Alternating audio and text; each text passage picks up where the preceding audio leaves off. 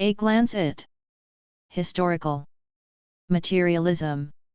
V Podosetnik A Spirkin. Progress Publishers. Moscow. Translated from the Russian by David Skversky. Contents. Page. Introduction. 5. Chapter I Nature and Society. Point 12. Chapter 2 Production as the Cardinal Condition for the Life of Society. 19. Chapter 3 Social System. 32. Chapter 4 Social Classes and the Class Struggle. Point 53. Chapter V The State and its Role in Society. Point 81. Chapter 6 Historical Forms of Human Community. Point 95. Chapter 7 Social Consciousness and its Forms. Point 103. Chapter 8 Social Progress 126. Introduction. The rapid and inexorable advance of the history of human society has changed the appearance of the world. A third of mankind is building socialism and communism, mighty colonial empires have crumbled, long-established regimes have disintegrated into dust, many states have vanished from the face of the earth, and dozens of new ones have emerged. The march of time has witnessed the rise and struggle of progressive and reactionary, advanced and obsolete, correct and false ideas. Countless individual and class, national and interstate objectives and interests come into collision. The sea of human passions lofty and base, noble and repulsive rages, and there is always a turbulent stream of contradictory feelings of love and hate, kindness and evil. Is it possible to discern some order and purpose in this alternation of events? Science and the many ages of human life have shown that objective laws governing social phenomena operate in social life. People can apprehend and utilize the laws of social development in their own interests. 5. A section of Marxist-Leninist philosophy known as historical materialism tells us what human society is, deals with its laws of development and shows how they are apprehended and utilized in the practical activity of people. In the same way as the many branches of natural science study nature and its diversity of objects, processes and links, human society is studied by political economy, jurisprudence, history, ethnography, linguistics, and many other social sciences. Each of these sciences investigates a separate sphere of social life. Although in their totality the social sciences embrace all spheres of social life, a simple sum of this knowledge does not give an idea of society as a whole, of the interaction of all its spheres. The reason for this is that in addition to special laws governing the development of economy, political life, language, and other spheres, there are general laws of the development of society as a whole. No branch of social science studies them, yet without a knowledge of these laws, which link all the spheres of social life into a single whole, it is impossible to understand the relationship between the various aspects of the life of society or the place of the different phenomena in the system of social life as a whole. In society we have material and non-material phenomena, social reality, and social consciousness. A study of the link and relationship between them provides the key to explaining the motive forces of social development, yet no single social science 6. Specially studies the relationship between social consciousness and social reality. No scientific method of apprehending any social phenomena can be worked out, and no way for the revolutionary transformation of social life in the interests of the people can be found if the problem of the relation of social consciousness to social reality is not solved. That requires a general theory and method of understanding the phenomena in social life. Historical materialism provides that theory and method. It is a philosophical science which deals with the relation between social consciousness and social reality, and with the most general laws and motive forces of the development of society. It gives the general theory and method of scientifically cognizing and remaking society. Karl Marx and Friedrich Engels created historical materialism together with dialectical materialism as an integral system of a world scientific outlook, as a method of cognizing the world and remaking it by revolution. Historical materialism signifies the application of all the fundamental principles of dialectical materialism to social life. The unbroken unity between dialectical and historical materialism makes Marxism an integral and consistent materialist philosophy. Prior to Marx and Engels, the outlook on social life was preeminently idealistic. Take the 18th century French philosophers. While explaining natural phenomena as materialists, they regarded history with the eyes of idealists. They could not break away from this 7. Vicious circle, saying that manners and morals determined the state system and vice versa. In the long run, they arrived at the conclusion that human intelligence ruled history. Paul-Henri Holbach, for example, considered it enough for an atom to run amok in the head of a monarch for a tremendous change to be precipitated in the destiny of nations. An excess of acridity in the bile of a fanatic, he wrote, inflamed blood in the heart of a conqueror, the indigestion of some monarch or the whim of a woman are sufficient cause to start a war, to send millions of people to a slaughter, to destroy fortresses and turn cities into dust, to plunge nations into poverty and misery, to cause famine and infection and to spread desolation and calamities for a long succession of centuries. Views of this kind on social development show that many philosophers of the past did not, and that to this day bourgeois scientists do not understand the objective laws governing social phenomena, that they regarded and still regard them as being purely accidental. Prior to the emergence of Marxism, thinkers tried not only to explain the past and present of mankind, but also to take a look into the future. The scientists who turned their eyes to the future were mostly utopian socialists, who lived in the first half of the 19th century. They aimed searching and scathing criticism at capitalism and urged its replacement by socialism and communism. They attributed the hardships of the common 8. people to private ownership, which, they said, estranged human minds from one another and was a constant source of hostility in society, a source of deceit and dishonesty, the cause of war in all preceding epochs. The utopians had many useful ideas about the future communist society. But they neither saw nor could see the force that could become the creator of the new society. They did not find the true road to their objective because in their day the conditions for such a transition had not matured. Marx and Engels banished idealism from social science and gave a materialistic solution to the cardinal problem of philosophy in its application to society. In contrast to the idealistic interpretation of the history of society, Marxism proved that social conditions of life determined the consciousness of people and not vice versa.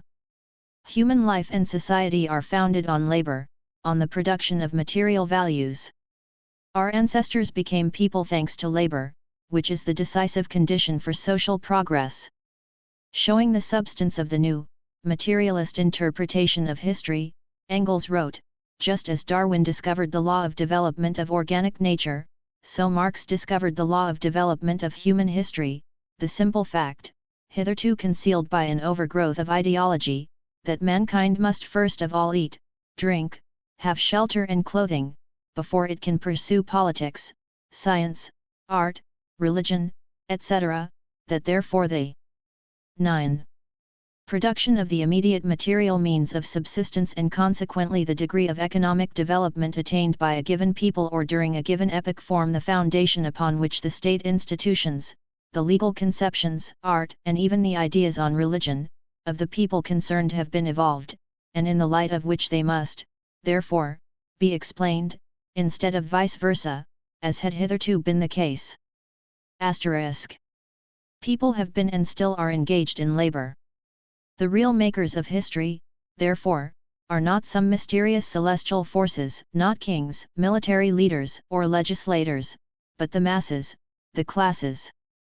To understand the course of history, one must proceed not from the activity of some individual, but from the actions of the masses, of social classes. Marx and Engels applied materialism to their interpretation of social life and thereby accomplished a revolution in social science.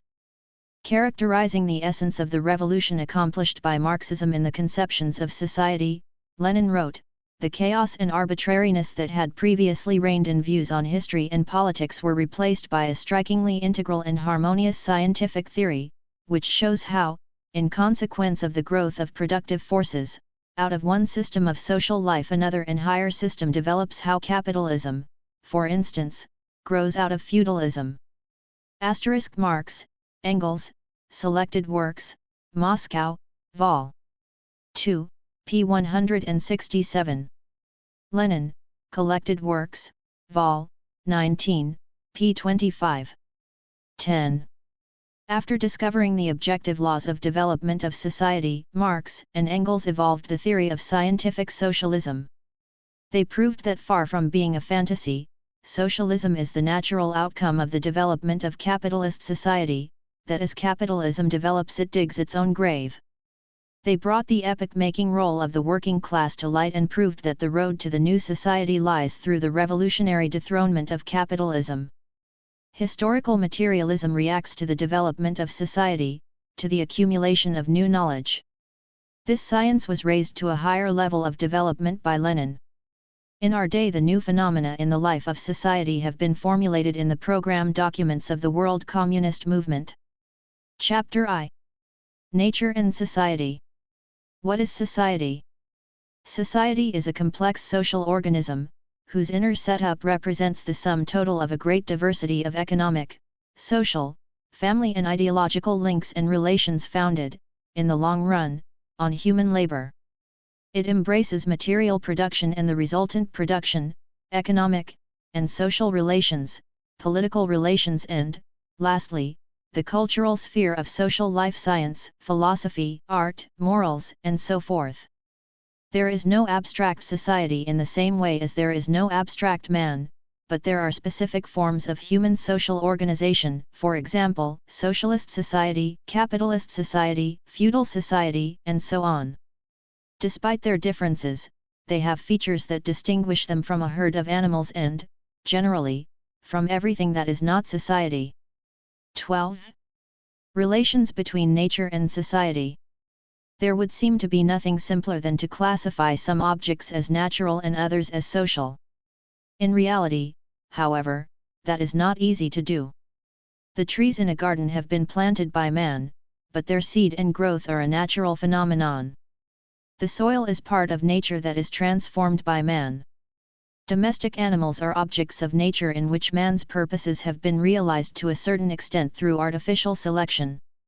Buildings are erected by man, but the materials are taken from nature. Man himself is, of course, a being of nature, but first and foremost he is a social being.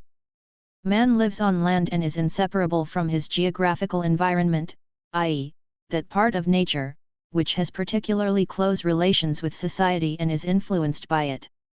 The geographical environment embraces rivers, seas, forests, fields, all climatic and soil conditions, minerals, flora, and fauna.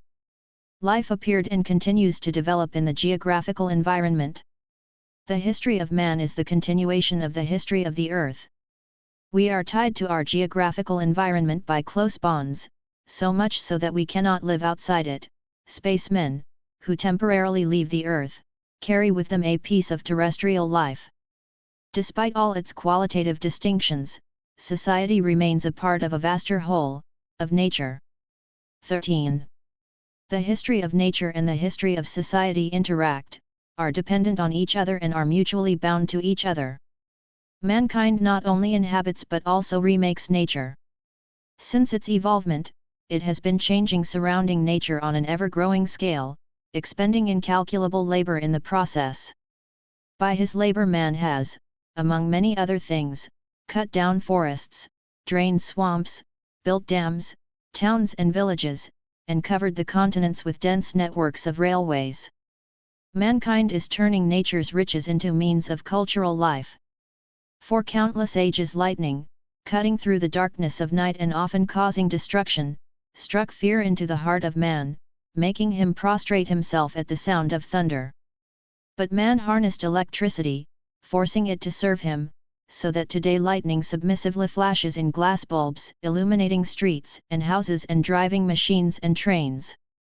In addition to transporting to other climatic conditions and remaking various species of plants and animals, man has changed the appearance and climate of his domicile.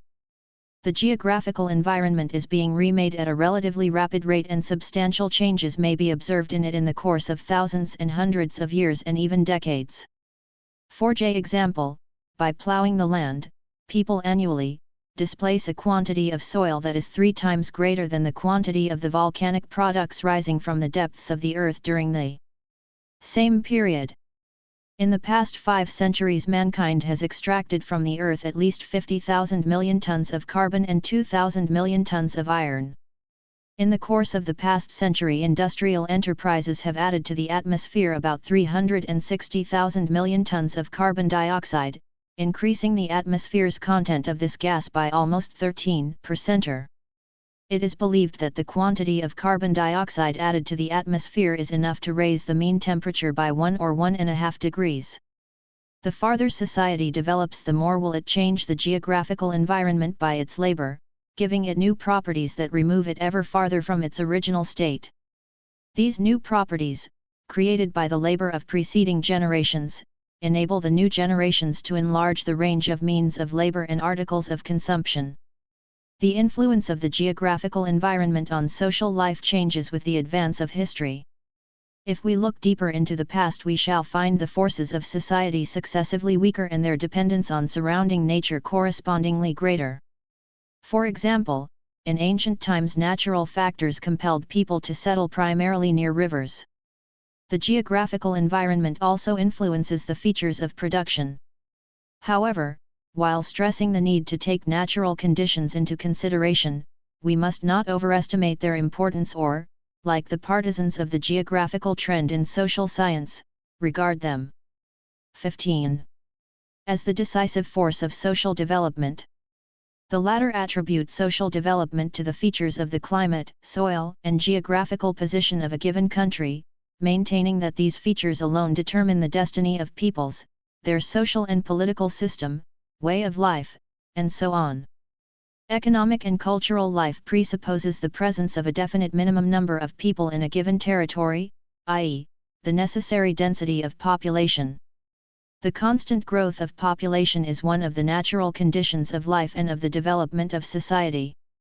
In the epoch of capitalism, the population increased at a much faster rate compared with the preceding period. Scientific achievements and changes in social conditions have brought down the death rate. However, the bourgeois system of production proved to be unable to make effective use of the increasing population. In bourgeois society, a considerable number of workers cannot apply their labor.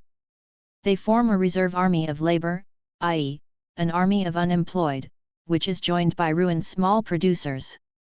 Relative overpopulation becomes especially marked under imperialism. In socialist society, the law of population is characterized by the employment of all people in socially useful labor, by the planned distribution of production and an increase of the population. As a whole, the population of the world has grown as follows. At the beginning of our era it was approximately 200 million. During the Renaissance it increased to 500 million, in the mid-19th 16th century to 1,000 million, by 1930 to 2,000 million, in 1964 to 3,200 million. This growth alarms many bourgeois scientists. They draw the conclusion that famine and other sufferings are inevitable as a means of restoring a balance between the population and the available means of subsistence. One of the founders of this false theory was an English curate named Thomas Robert Malthus, who formulated his notorious law of nature, according to which the population is growing much faster than the means of subsistence. Science and experience have proved that the earth has a growing ability to increase its productiveness, providing there are the corresponding social and technical conditions. The earth always gives man as large a quantity of its products as the amount of means and labor he puts into it. Chemical fertilizers, improved methods of land cultivation, reclamation, irrigation, and so on, are bringing about a steady growth of the output of farm produce. There is no threat of a scarcity of natural resources, of a shortage of food or of raw materials for the manufacture of consumer goods. Science is discovering tremendous reserves. This is particularly true of modern chemistry and nuclear physics. Geologists have found that there are more minerals in the world than had been thought. Besides, mankind has hardly started tapping many sources of raw materials, particularly the wealth of seas and oceans. 2 to 93:17. It is assumed that within the next century the population of the world will increase to 8,0009 thousand million. But that does not bear out the Malthusian conclusions. Constant starvation and undernourishment can be eliminated only if imperialism and colonialism are thrown overboard. The emergent peoples can surmount poverty on the condition that they strengthen their independence and national economy, and develop culture and science. The growth of population and the geographical environment are thus major factors of social development. But they do not determine the course and direction of this development. In the final analysis, the decisive role is played by the production of material values. Chapter 2. Production as the cardinal condition for the life of society. The production of material values is the foundation for the existence of society and the prime condition for its development. It provides the requisites for transition from one social system to another. In the process of labor, the implements that man uses change, and we observe a change in the people themselves, in their practical skills and consciousness. Society's economic way of life likewise changes. The relations between people acquire new features, and organizations, establishments, ideas, and morals undergo a transformation. Material production is the principal and most vital field of human activity. One can appreciate this because in order to live, man must have the means of subsistence, and in order to have these means he must work. Human life would be impossible without labor, for man cannot rest content with what nature offers him in the shape of finished products. By combining his labor with the matter of nature and by utilizing her laws, he makes things that nature cannot give him. Labor is the conscious activity of people directed towards 2*19. The remaking of objects of nature with the aid of implements in conformity with the requirements of man. Productive forces of society. Production requires materials that can be worked. These are land, minerals, timber, and so forth. But man cannot remake nature with his bare hands.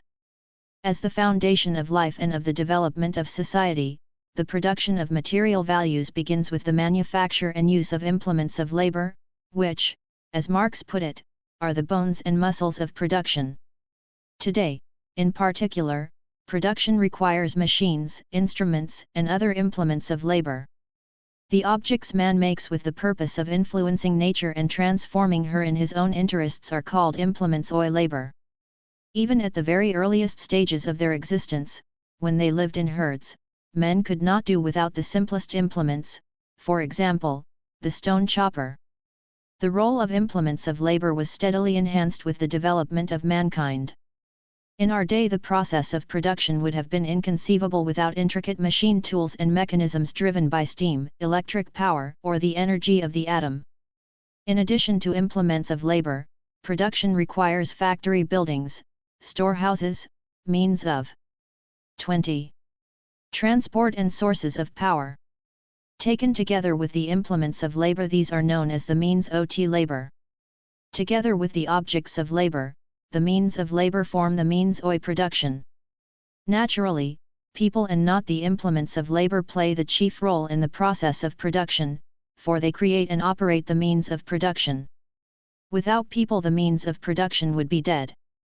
Man and his labor are the earth's most valuable riches. Manpower, the labor of man, is needed to bring the means of labor into the process of production. Iron, as the saying goes, is forged not by the hammer but by the blacksmith. Workers, working men, as Lenin pointed out, are the main productive force of mankind. The productive forces are thus the means oi production, primarily the implements of labor, created by society, as well as people possessing production experience and skill and producing material values. The level of the development of society's productive forces is judged primarily by the level of technology. In technology, mankind embodies its centuries of experience, methods of remaking nature, and level of mental development. The discoveries and achievements of science are used in technology in one way or another. These discoveries and their use in production in the shape of new materials, new implements of labor, and new ways of organizing production have caused technical revolutions. 21. Labor productivity measured by the quantity of output per unit of time is the index of the level of development reached by society's productive forces. What does labor productivity depend on? Primarily on the level of technology, the skill of the workers, the level reached by science and its links with production, and natural conditions. Improvements in technology enable man to harness ever mightier forces of nature and to broaden his skill and knowledge. While formerly implements of labor were an extension, as it were, of the muscle power of man's hands, today, in the form of, say, computers, they are an extension and aid of the human brain. Some mental operations that formerly were the exclusive field of man are now being carried out more and more by machines. However, technical progress has various social consequences that depend on the type of social system. Under capitalism, for example, automation inevitably leads to a growth of mass unemployment, ever more recurrent crises and other evils. In socialist society, however, technical progress leads to improved working conditions, a higher standard of living and a higher level of culture and technical training. The productive forces thus mirror the relations between society and nature. The level of their development shows how far man has succeeded in dominating the forces of nature. This level is, in its turn, determined primarily by the implements of labor, the quantity of energy available to industry, the organization and technology of 23. The production process, the development of science, and by the degree to which scientific achievements and technology are utilized by people for the satisfaction of their own requirements. But this is only one aspect of production. It is necessary to examine what else characterizes it. Production relations. From the very beginning, production has existed as joint activity of people. In order to produce, people must enter into definite relations with each other. The relations that take shape between them in the process of producing material values are called relations oi production. In primitive society, all able-bodied members of the clan community jointly procured and shared food and helped each other in struggle and in difficulty. The means of production belonged to the clan, i.e., they were commonly owned. In social production, all people were on an equal footing. These relations underwent a radical change in slave-owning, feudal, and capitalist societies. They became relations of domination and subordination that sprang from the fact that exploiters came into possession of the means of production and the oppressed were deprived of such possession. Relations of cooperation and mutual assistance are established with the transition to socialism. 23. This is due to the fact that in socialist society the means of production become public property. Thus, to elucidate the nature of the relations of production at various stages of human development, we must ascertain V/Ho, in a given society, owns the implements of labor, raw material resources, the land, buildings, and so forth. In other words, the relations of production are characterized primarily by the form of ownership. History shows that the position held by people in society, their place in production and, consequently, the nature of their relations with one another depend on the form of ownership. For example, in socialist society, public ownership gives the working people the leading role in social production, makes their labor a matter of honor and glory, and forms relations of friendship and mutual assistance between them. The relations of production are thus material relations that form between people in the process of the production of material values independently of their consciousness or will. The two major aspects of production are the productive forces and the relations of production, which are inseparably bound up with each other. This unity shows the method by which people produce material values, i.e., this unity between the productive forces and the relations of production comprises the mode of production. How do these two aspects of the mode of production interact, and what role does this interaction play in the history of society? 24. Ever since society emerged, people have been producing material values. For nearly 1,000,000 years, human requirements have not had a single day off. Each satisfied requirement engendered a new requirement, which, in turn, demanded new products and, consequently, new implements, and so on. While the development of production gives rise to new and refashions old requirements, developing consumption stimulates the development of production.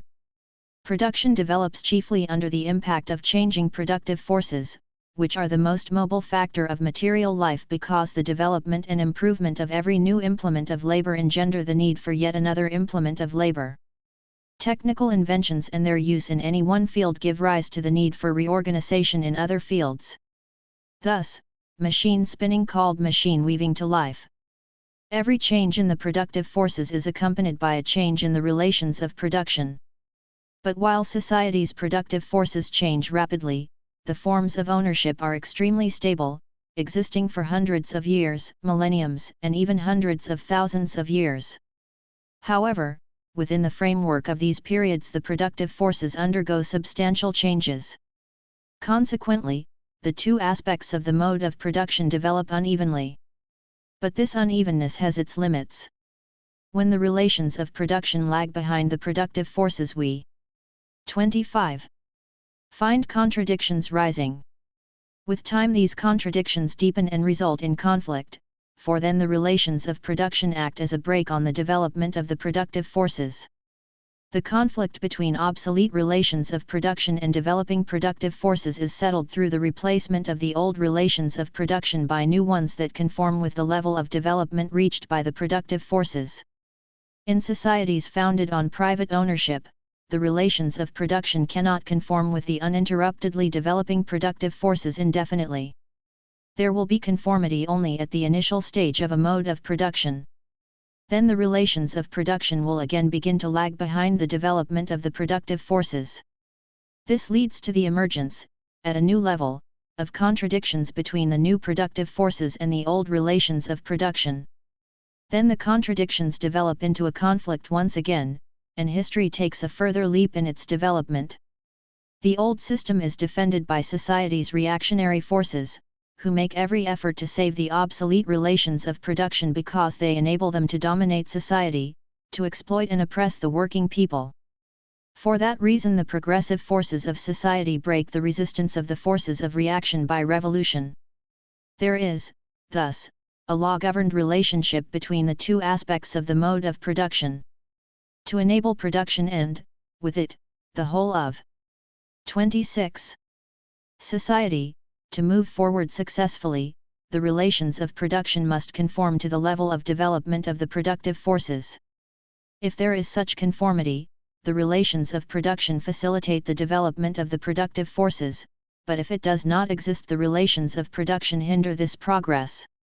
Let us now briefly examine how the relations of production influence the productive forces. Production is promoted by people motivated by definite interests.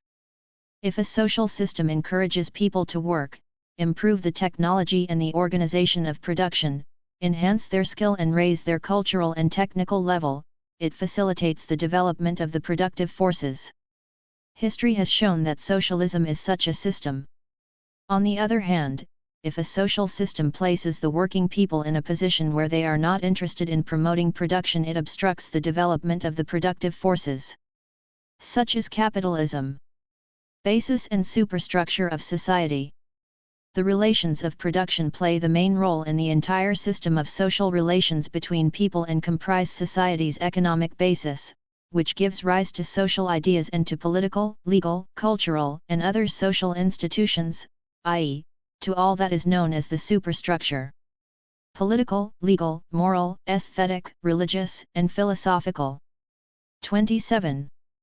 Theories and views are forms of social consciousness, each of which is linked up with the corresponding organizations and institutions. For example, political ideas are linked up with political parties, political and legal ideas are linked up with state institutions, and so forth. The superstructure engendered by a basis is inseparably bound up with it. A definite basis brings to life the corresponding superstructure. Take the capitalist system. It is dominated by capitalist relations of production, which are founded on private ownership and the exploitation of man by man. The political system fully conforms with these production relations. The bourgeoisie rules the economy and, for that reason, state power is held by it. The dominant political, legal, moral, philosophical, religious, aesthetic, and other ideas and the corresponding institutions, the political parties, the judiciary, the church, the educational institutions and so forth protect the interests of the bourgeoisie and serve as means of suppressing and oppressing the working people. The upheaval taking place in the superstructure in the period of a social revolution consists in the transition of political power from the reactionary classes to the new, progressive class, in the uprooting of the old system of social institutions, in the replacement of the ideology that had been predominant by a new ideology. For example, the socialist revolution overthrew the rule of the exploiter classes, established the rule of the working people and utilized this power in the 28 interests of the working people to create a new basis and superstructure. With the eradication of the old basis, the former superstructure ceases to exist as the ruling system of views and institutions. Some of its elements survive the basis that had engendered them and merge with the superstructure of the new society. For example, in the sphere of art, philosophy, and morals, the continuity of certain elements of the old superstructure is preserved while all reactionary elements are cast away.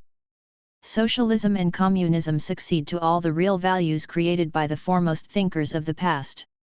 However, by proceeding from the fact that the superstructure depends on the basis, can the economic basis of society be used to explain any phenomenon of the superstructure? No, and here is the reason why. Philosophical, artistic, aesthetic, and other views are relatively independent, in particular, in the sense that they influence each other. Moreover, the dissimilarity of their closeness to the economic basis must be taken into consideration. Realistic art, which flourishes in a number of countries, cannot, for example, be deduced directly from the bourgeois basis. Art is influenced by the traditions of folklore, progressive ideological trends in various countries and many other factors. In the final analysis, in this sphere as well, the basis of society plays the determining role, but it influences art indirectly through the politics, morals, philosophy, traditions, and history of the given society. It is important to bear in 29. Mind that in a society split into classes the basis itself is internally contradictory. Its contradictions are mirrored in the contradictions of the superstructure. For example, the capitalist basis gave rise not only to bourgeois institutions and ideology, but also to proletarian ideology. For the struggle against its class enemies, the proletariat evolved its own scientific theory Marxism and set up its own organizations, trade unions, cooperatives, political party, and so on. It evolves its own moral principles and political, legal, and aesthetic standards.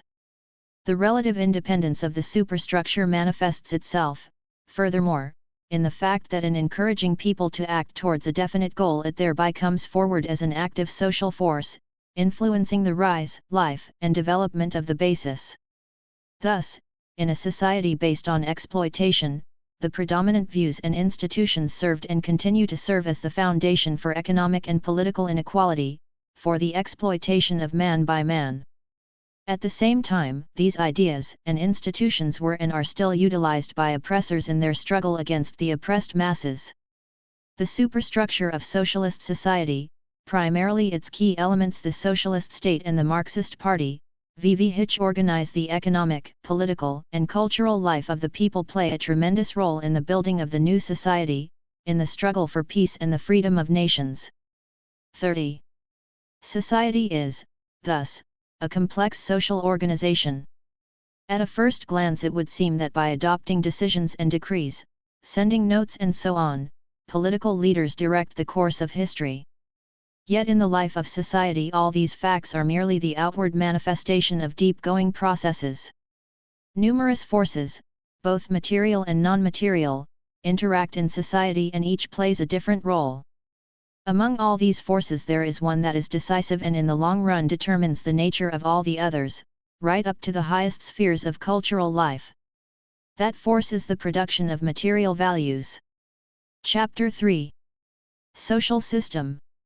In contrast to bourgeois sociologists, who discuss society in general, Karl Marx suggested a concrete approach to this problem, bringing the concept of the social system to the forefront. As a sum total all its elements at a definite stage development mode of production, as well as family relations, manners, and morals, level scientific development, i.e., the entire superstructure society is called a social system. The productive forces and the relations of production form the material framework of society. Despite the diversity of features in their development, all nations traverse, in the main, one and the same path of history. In primitive times people lived in relatively scattered communities. Their ties were unstable and, as a rule, limited to contacts between neighboring tribes. Later, with the appearance of recorded history, society gradually began to develop on a worldwide scale. This is seen, first and foremost, in the fact that all nations go through mainly the same development, whose 32 milestones are social systems with their general and specific features of economic, social, political, and cultural life. The successive replacement of social systems shows the general trend of human development. But not all nations have passed through all systems. That is understandable. Although in one way or another history was and is made by all peoples, not all nations emerged simultaneously and not all of them have the same long records of development. Even ancient peoples with a long history, despite their isolation from each other, passed through generally similar stages of social development. Other peoples bypassed or almost bypassed one social system or another. For example, the Teutonic and Slav tribes passed from the tribal system directly to feudalism, bypassing the slave-owning system. Some peoples, the Mongols, for instance, arrived at socialism directly from an early form of feudalism. At present, a third of mankind is building the communist system, a large part of humanity is living under capitalism, while some peoples are still at the stage of tribal relations. Having liberated themselves from colonial slavery, the developing nations are doing their utmost to bypass the capitalist road of development. Although in their development some nations have not passed through all social systems, the road of social development is, nonetheless, determined by the systems successively replacing each other. In the end, all nations will come to socialism and communism, because 3-93-33. That is where the law-governed replacement of social systems is leading them. World history shows us how mankind progressed from the lowest social system to the highest, to communism. Let us briefly outline this progress. History's first form of society was the clan tribal system. The implements of labor were of the most primitive kind: club, stone axe, flint knife, spear with a stone or bone tip, trap for animals. Then the bow and arrow were invented. The joint labor of the members of the primitive community and their mutual assistance were a necessary condition for the production of implements, the procuring of the means of subsistence and the struggle against nature. In primitive times the common ownership of the means of production was founded on common labor. Each person worked according to his strength and ability, served the common cause and thereby furthered his own interests. People were equally interested in the production of material values, the making and improvement of implements and in lightening their difficult labor. This stimulated the development of production. Despite their colossal effort, the extremely low level of development of the productive forces, the negligible experience, the meager knowledge of the surrounding world and the primitive implements of labor gave people such scanty means of subsistence that they were constantly on the verge of starvation and could only sustain themselves with great difficulty. The producer had 34. No surplus that could be used by other members of the community. The principle of equal distribution of products operated under these pitiful conditions of life. Customs and rules of behavior, which took shape in the course of centuries, maintained fairly rigid order within the tribe. Under the tribal system, power was held by some member of the tribe by virtue of his personal prestige, experience, knowledge, agility, and courage. Although the tribal system was free of the loathsome features that later appeared in exploiter societies, it was tormentingly difficult for human life. Suffice it to say that the expectancy of life averaged approximately 18 years. As time passed, the foundations of the tribal system began to totter and the system itself entered a period of disintegration. It perished through the same cause that engendered it, the development of the productive forces. Improved implements of labor, the transition from stone, bone, and wooden implements to implements made of metal brought about a substantial change in the methods of procuring the means of life. These new implements made it possible greatly to enhance the productivity of labor and extend the field of its application. The development of the productive forces gave rise to various forms of the social division of labor between different branches of economy. A new division of labor came about within individual branches, between 3*35. Physical and mental labor. The relations of production grew ever more complex. The tribe and clan began to disintegrate into families, which became independent economic units. People began to produce more than was necessary for their immediate requirements. This surplus product fostered the expansion of trade at first between tribes and then within the tribes. The possibility arose of appropriating the fruits of the work of others, thus engendering private ownership of the means of production. The former division of labor was supplemented with the division of society into working and non-working people. At this stage of social development, the relations of production began to acquire the nature of class relations.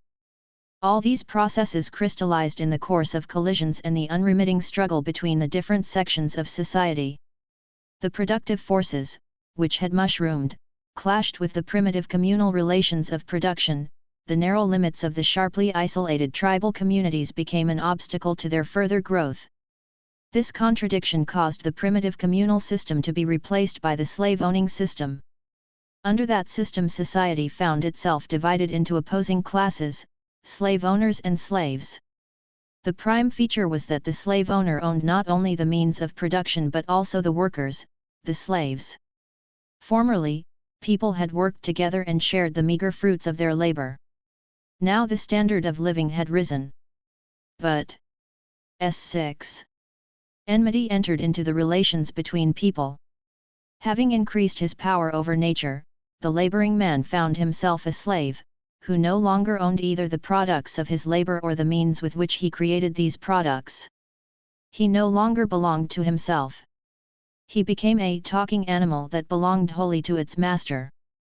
All the products produced by the slave belonged to the slave owner, while the slave himself received only what was necessary to sustain life. We have already noted that owing to the increased labor productivity, a certain surplus of the products of labor was formed. This surplus became the material basis of exploitation. But because labor productivity was still extremely low, the exploitation of the slaves took the cruelest of forms. The life of slaves, the Russian philosopher Alexander Herzen observed, was a succession of suffering. Poverty sat at their cradle, reared them and was their faithful companion throughout their short life. A special apparatus of coercion and compulsion, the state, appeared to maintain the domination of the slave owners, and, at the same time, a system of laws and legal standards was worked out to perpetuate the will of the slave owners. The slave-owning mode of production was a higher and thereby more progressive stage in the development of society than the primitive communal system. Slavery was the first step of civilization. The concentration of the means of 37. Production and of manpower in the hands of big slave owners and the state made it possible to build structures that the tribal communities could not even dream of. Slavery helped to increase the output of commodities, extend farming, livestock breeding, and handicrafts and, thereby, promote trade. Trade and monetary relations began to develop. With the labor of slaves, man began to build centers of economic, political, and cultural life, towns of the ancient world, irrigation systems, temples, and palaces. The iron plow and the loom were brought into use. Grain farming, truck gardening, winemaking and butter-making developed. Manufacturing enterprises were built. Parallel with the development of production, labor skills and the methods of organizing labor were improved. By producing food and other commodities, the slaves ensured the accumulation of wealth and its concentration in towns, and this provided a growing material foundation for the rising culture and created the possibility for developing science and art. Historical progress was secured through the merciless exploitation and oppression of slaves. Mankind's material and cultural edifice was built on their sweat, blood, and bones.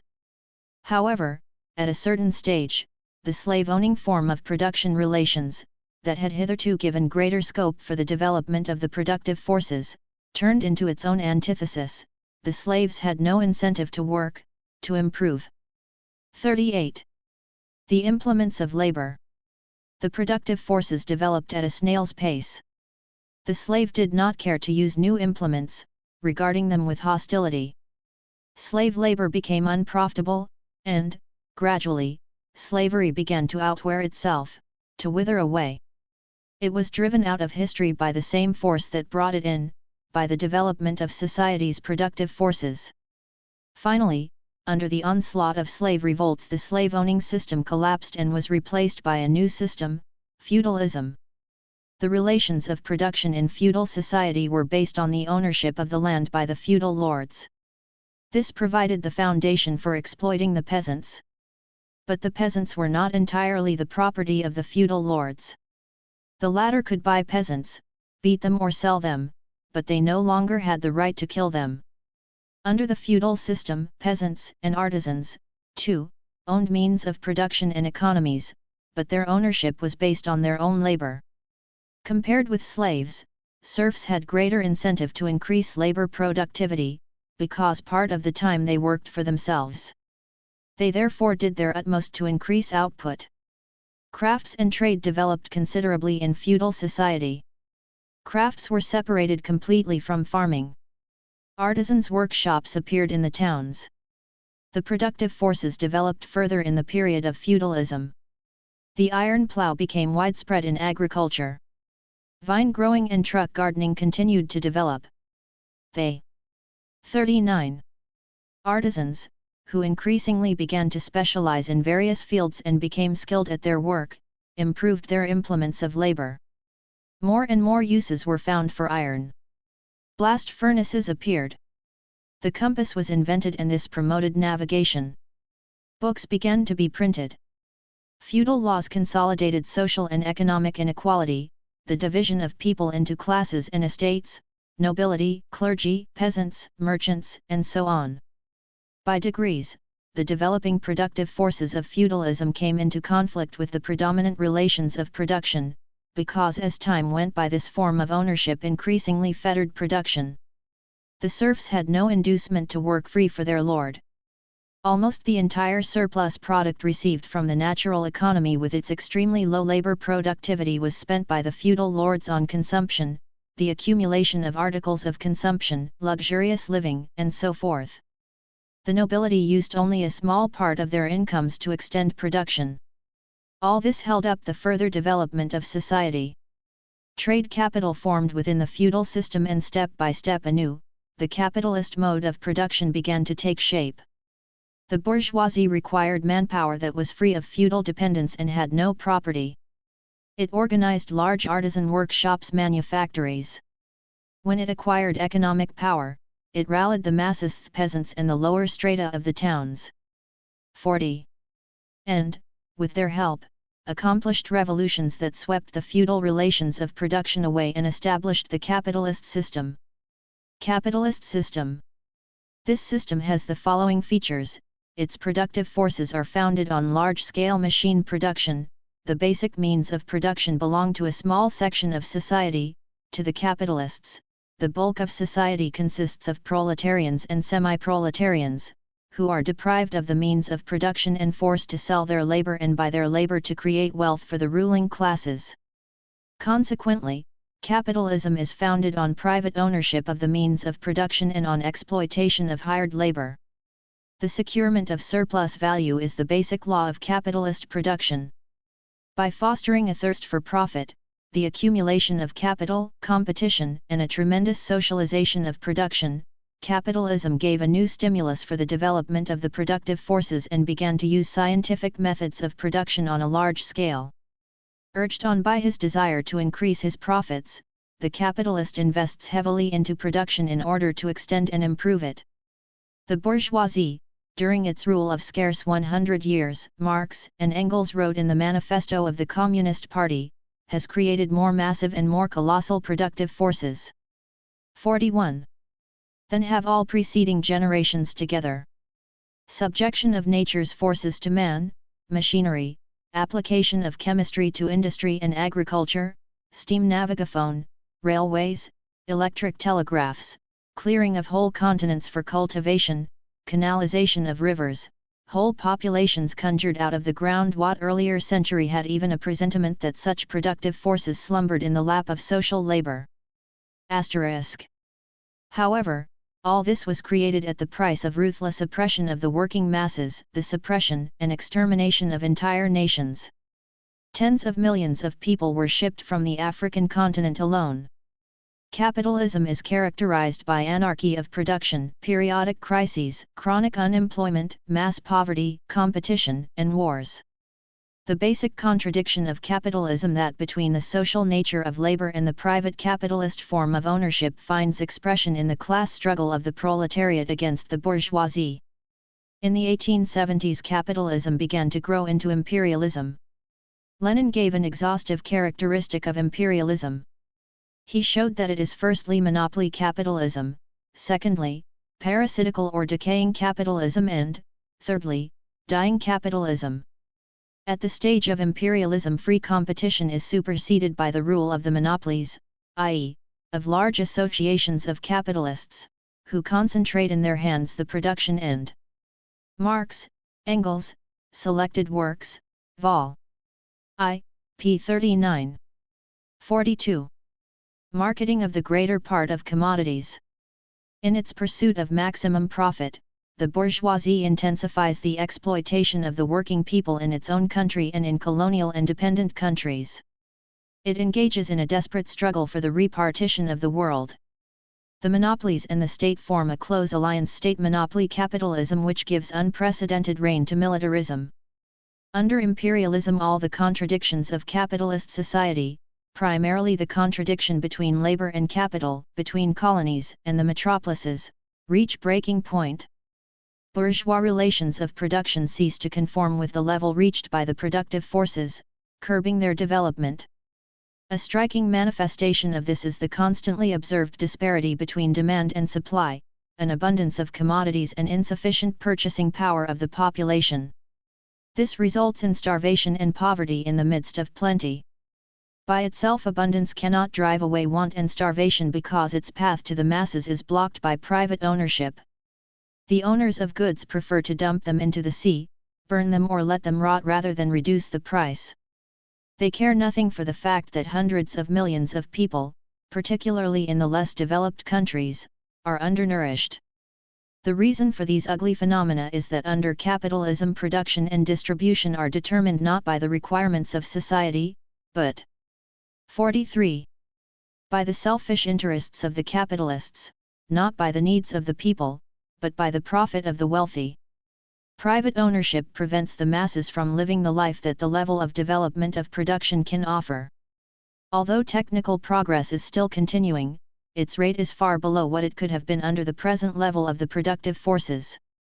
Besides, the trend of this technical progress does not facilitate the satisfaction of human requirements, while human labor is being utilized more and more for the creation of means of destruction, for preparing war. This means that the capitalist system has outworn itself. This becomes particularly evident when we examine the world capitalist system as a whole.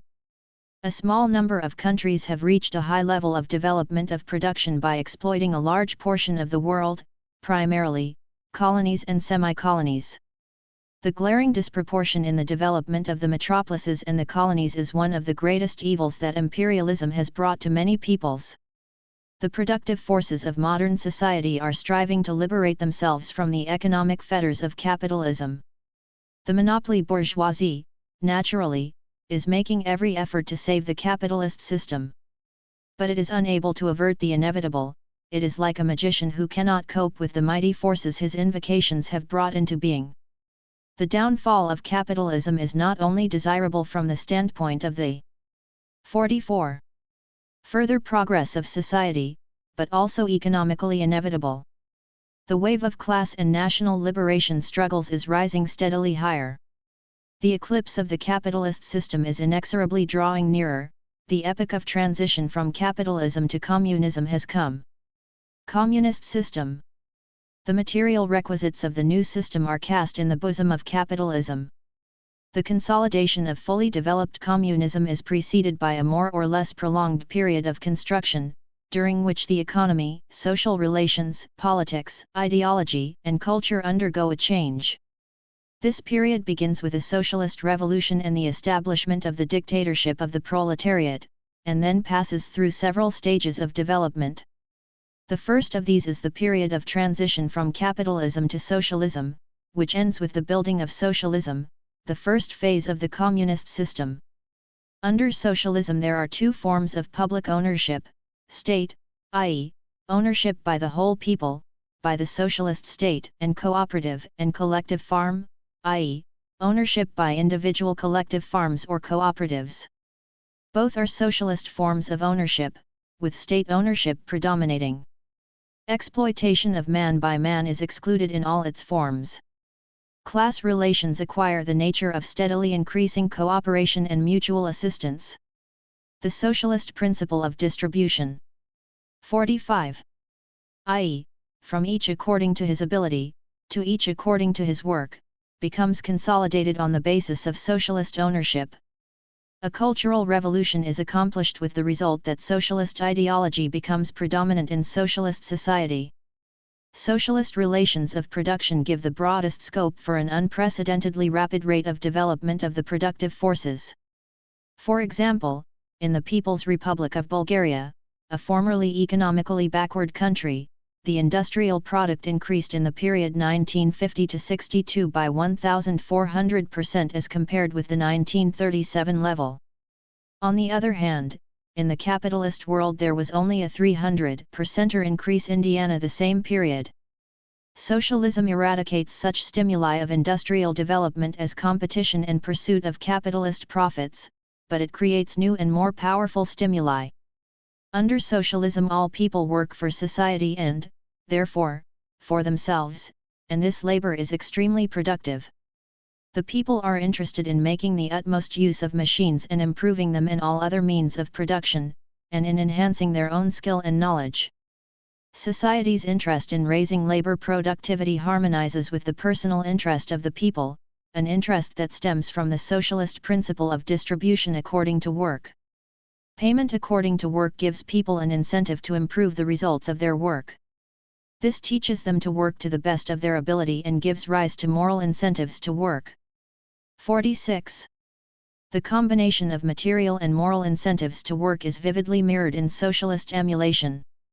Production is rationally distributed and all branches of the national economy are developed under a scientific plan. Socialist society moves towards the highest phase of communism in accordance with definite laws. Communism springs from socialism, being its natural continuation and development and bringing about an improvement of many of its features and aspects. This is natural because socialism and communism are phases of the same communist system, a system founded on social ownership of the means of production. This explains why socialism and communism have the same general principles. The transition from socialism to communism is a necessary historical process that can neither be arbitrarily violated or bypassed. Precipitousness and haste can only impede and slow down the advance to communism, and attempts to skip the socialist stage by all sorts of artificial measures can only cause the gravest of harm. Disregard for the objective laws of transition from socialism to communism can lead to a serious dislocation of the entire social organism. It is impossible to pass over to communism by, for example, equalizing distribution. Before the transition to communism can be effected, huge material and technical resources that can ensure an abundance of material blessings must be built up and the people taught to live and work in a communist way. Communism does not. 47. Signify equality in poverty. It is the highest stage of development with universal abundance, full freedom for the all-sided development of the individual and unlimited opportunities for enjoying life. The shoots of communism spring out of the bosom of socialism. This engenders another feature of the transition from socialism to communism, namely, that if the party and government pursue a correct policy it is accomplished without conflict between classes and social strata but, on the contrary, with ever greater cooperation and unity between them.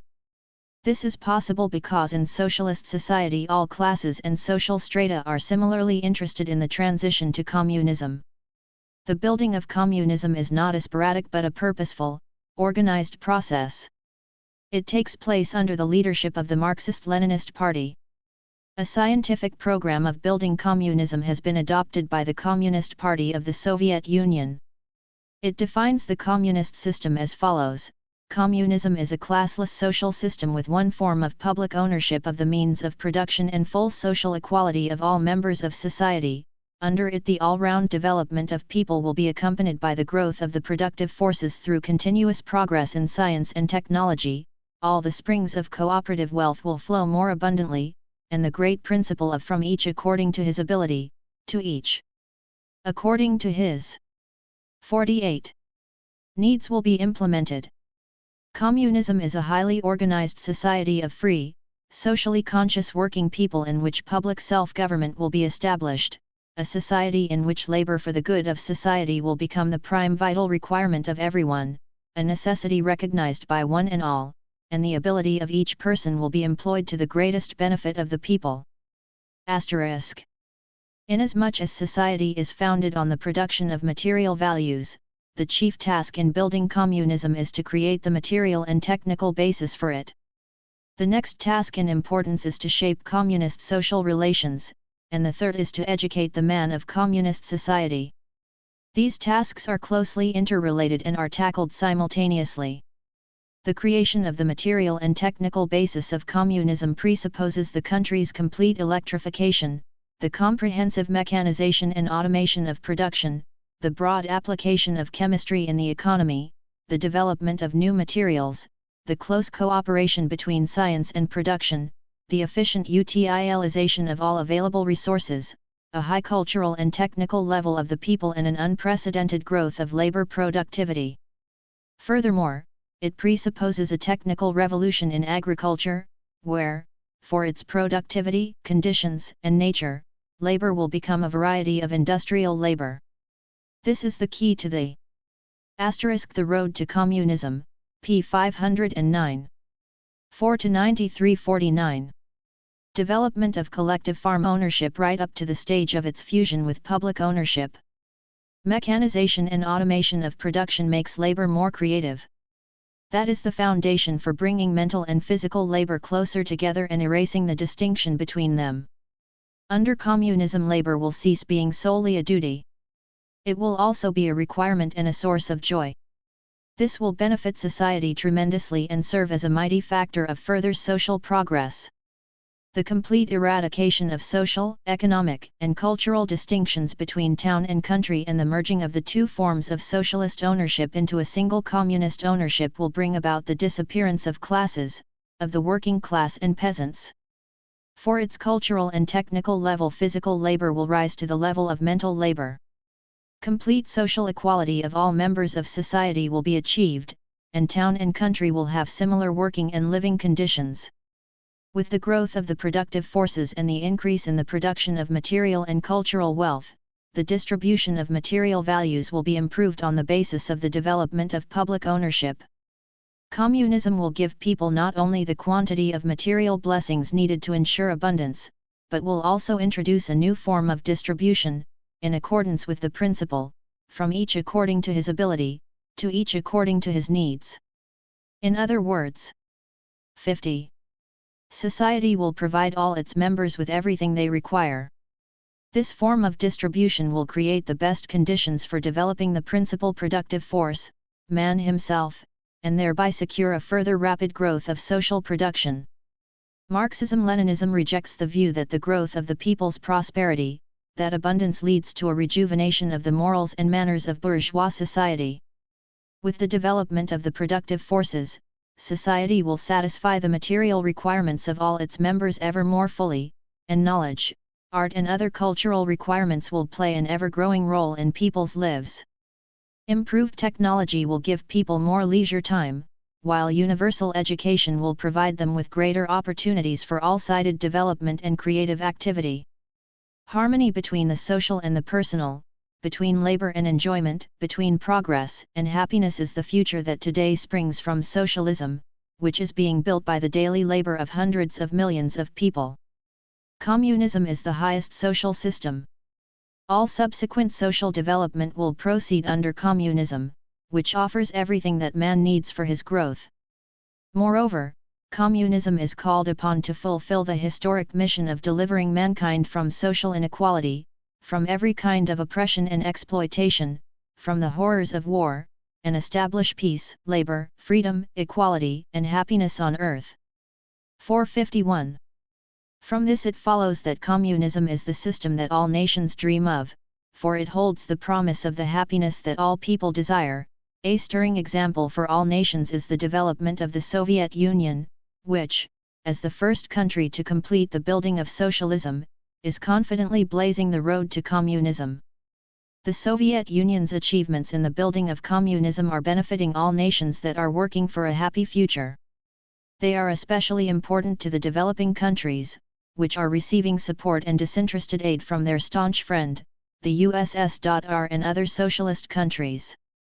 Chapter 4. Social Classes and the Class Struggle. What are social classes? From the moment the slave-owning system came into being, human society has consisted of large groups of people that substantially differ from each other.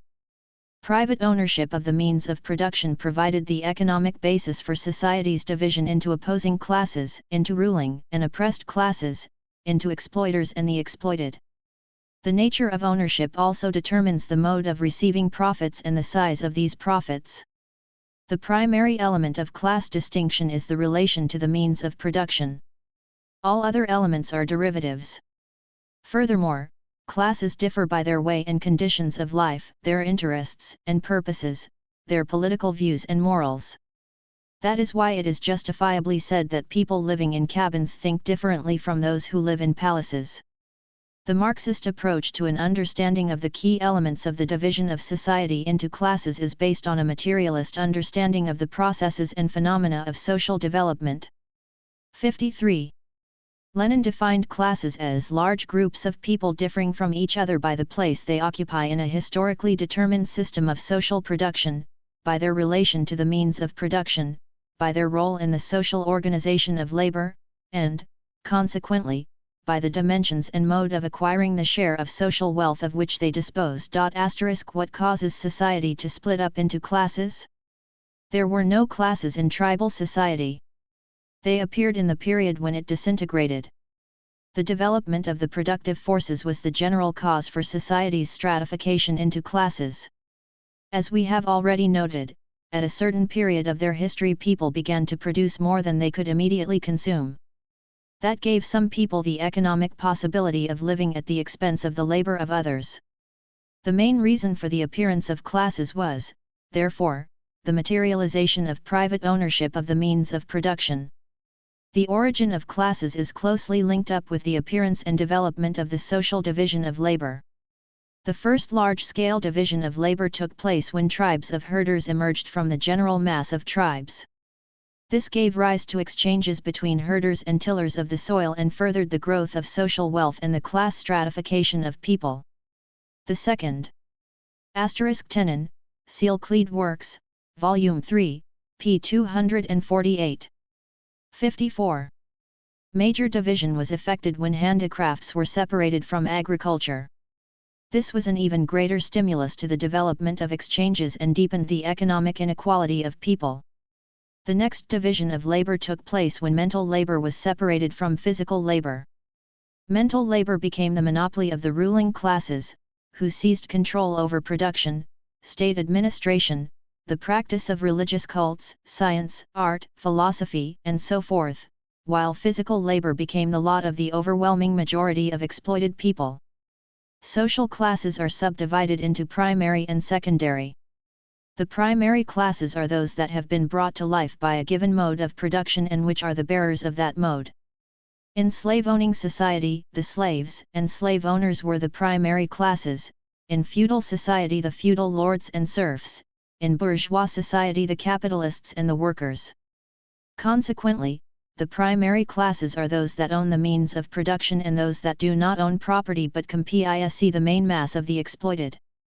The relations between these classes are always hostile and antagonistic, and mirror the basic forms of exploitation and enslavement. Slavery was the first form of exploitation in human history. Then followed serfdom under feudalism and hired labor in bourgeois society. These three historical forms of enslavement are the individual features of the three class systems. 55. They differ from each other by the nature of exploitation and by the position occupied in society by the direct producer of material values. For example, in bourgeois society the worker has no means of production, and in order not to die of starvation he is compelled to sell his labor to the capitalist in the same way as commodities are sold in the market. The capitalist who buys a worker's labor, exploits that worker, i.e., he appropriates his labor. In addition to primary classes, exploiter society has other, secondary classes. For example, in the ancient world, in addition to slave owners and slaves, there were petty farmers and artisans. Capitalist society likewise has primary and secondary classes. Landowners, for example, are a secondary class. True, landed estates have been abolished in some countries, but in others, say Germany, landowner economy gradually developed into capitalist economy, and the landowner class became an agrarian bourgeoisie. In less developed countries, Tsarist Russia, for example, where there were extensive survivals of feudalism, the landowners continued to exist as a class by themselves. At present this class is a considerable force in dependent countries. Other secondary classes of capitalist society include the petty bourgeoisie, in particular, the peasantry.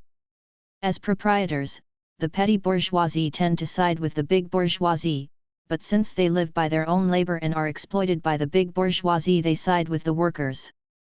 This dual 56. Position explains their vacillation in the struggle between classes. The development of capitalism brings about the ruin of the peasants, artisans, and other petty bourgeois strata, who split up into a numerically small capitalist upper crust and a mass of proletarians and semi-proletarians. In the developed capitalist countries, the peasants are being increasingly exploited by the monopolies and banks. The growth of monopoly capitalism and its development into state monopoly capitalism leads to the concentration of wealth in the hands of a tiny minority. There has been a considerable numerical reduction of the bourgeoisie in capitalist countries in the past few decades, while its wealth and power have increased.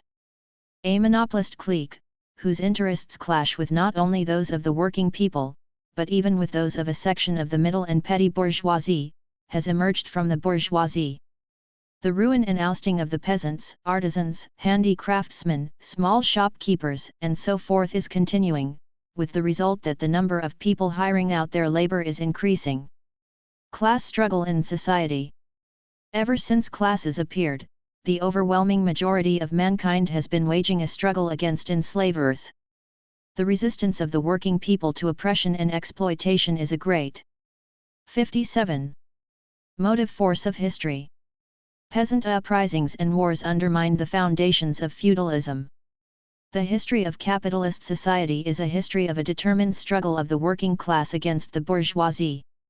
The ruthless exploitation of colonial and dependent countries by the imperialists called forth powerful national liberation movements.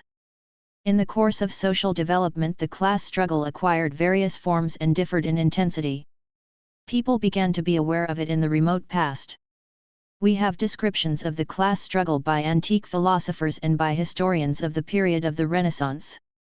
That is only natural because the life of society cannot be portrayed without showing one of its essential aspects. However, Marx and Engels were the first to show that the class struggle is governed by definite laws. It stems from the antagonistic contradictions between the exploiters and the exploited.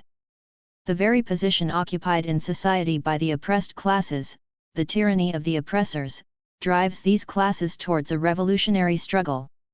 A class struggle also takes place in cases when the class concerned is still not conscious of its vital interests. In such cases, the struggle is spontaneous. When a class begins to understand its vital interests, it wages a conscious struggle. Of all the classes opposing the bourgeoisie, the proletariat is the most class-conscious. It is linked up with large-scale production, which is the 58. Advanced form of social economy. The working conditions at big enterprises, where large numbers of workers are concentrated, organize and discipline them, educate them in a spirit of proletarian solidarity, and make them more capable than any other class of engaging in conscious activity. By taking part in strikes, the workers come to realize that unity and ability to initiate organized action are mighty weapons in the struggle against their class enemy. Compared with preceding oppressed classes, the proletariat is able to unite not only on a national but also international scale. Its struggle embraces the whole world. Moreover, the proletariat is the most organized of all working classes. Its class interests coincide with those of all working people seeking delivery from bourgeois oppression. This creates the possibility for a durable alliance between the proletariat and other working people. In order to defend its own interests, each class strives to seize power. To this end it sets up a party, which champions its interests and directs its class struggle, in particular, its struggle for power, for state leadership of the whole of society. The appearance of political parties reflects the high level of development reached by the class struggle. In a society based upon class divisions, the struggle between the hostile classes is bound, at a certain stage of its development, to become a political struggle. The most purposeful, most comprehensive, and specific expression of the 59. Political struggle of classes is the struggle of parties. Asterisk. The ideologists of the bourgeoisie portray their political parties as being above class, as representative of the whole people, as being called upon to reconcile the interests of hostile classes. They maintain that affiliation to one party or another is of no consequence to any given class, that parties represent the family, traditions, and religion. To substantiate this idea they refer to the bourgeois multi-party system. However, it is quite obvious to any politically conscious person that there is no fundamental difference between the two main parties in, say, the United States of America, not only because they are based on the same religious, cultural, geographic, family and other traditions, but also because the ideology and policy of both champion the interests of one and the same ruling class, the bourgeoisie, the interests of monopoly capital. In contrast to bourgeois parties, Marxist parties openly declare their class nature. They are parties of the working class and represent the interests of all working people, and their aims conform with progressive social development. In the course of the class struggle the proletariat sets up trade unions, cooperatives, and various educational organizations to uphold its interests. However, the political party is the highest form of proletarian organization. Asterisk Lenin, Collected Works, Vol. 10, p. 79. 60. The growth of the revolutionary working class movement in the capitalist countries is accompanied by the establishment of many workers' parties that differently express the economic, political, and ideological interests of the proletariat. The reason for this is that as capitalism develops the working class is constantly augmented with people from other classes, chiefly from the petty bourgeoisie of town and country. In addition, with means derived from monopoly profits, and the pillage of colonies and dependent countries, the bourgeoisie bribes the upper section of the proletariat. This gives rise to the so-called workers' aristocracy and serves as the foundation for various trends and deviations in the working class, as soil for opportunism in its ranks. The social democratic parties that headed the working class movement at the close of the 19th and beginning of the 20th century proved to be unable to lead the working class in an assault against capitalism because opportunist elements paralyzed the militant energy of these parties and took the path of betrayal of the proletariat and cooperation with the bourgeoisie. The task of setting up a party of a new type was posed by the course of history. Such a party was created by the great Lenin as the vanguard of the working class, as the spokesman of its vital interests, of the interests and aspirations of all working people, of their revolutionary will. This party led the peoples of the Soviet Union to the victory of 61. Socialism and now directs the full-scale building of communism. In the modern capitalist world the class struggle is steadily mounting, with the working class coming forward in defense of their economic and political interests. Developing unevenly, the class struggle has become acute, for example, in France, Italy, Japan and the USA, where in 1945–60 the average annual number of strikes doubled compared with the pre-war years.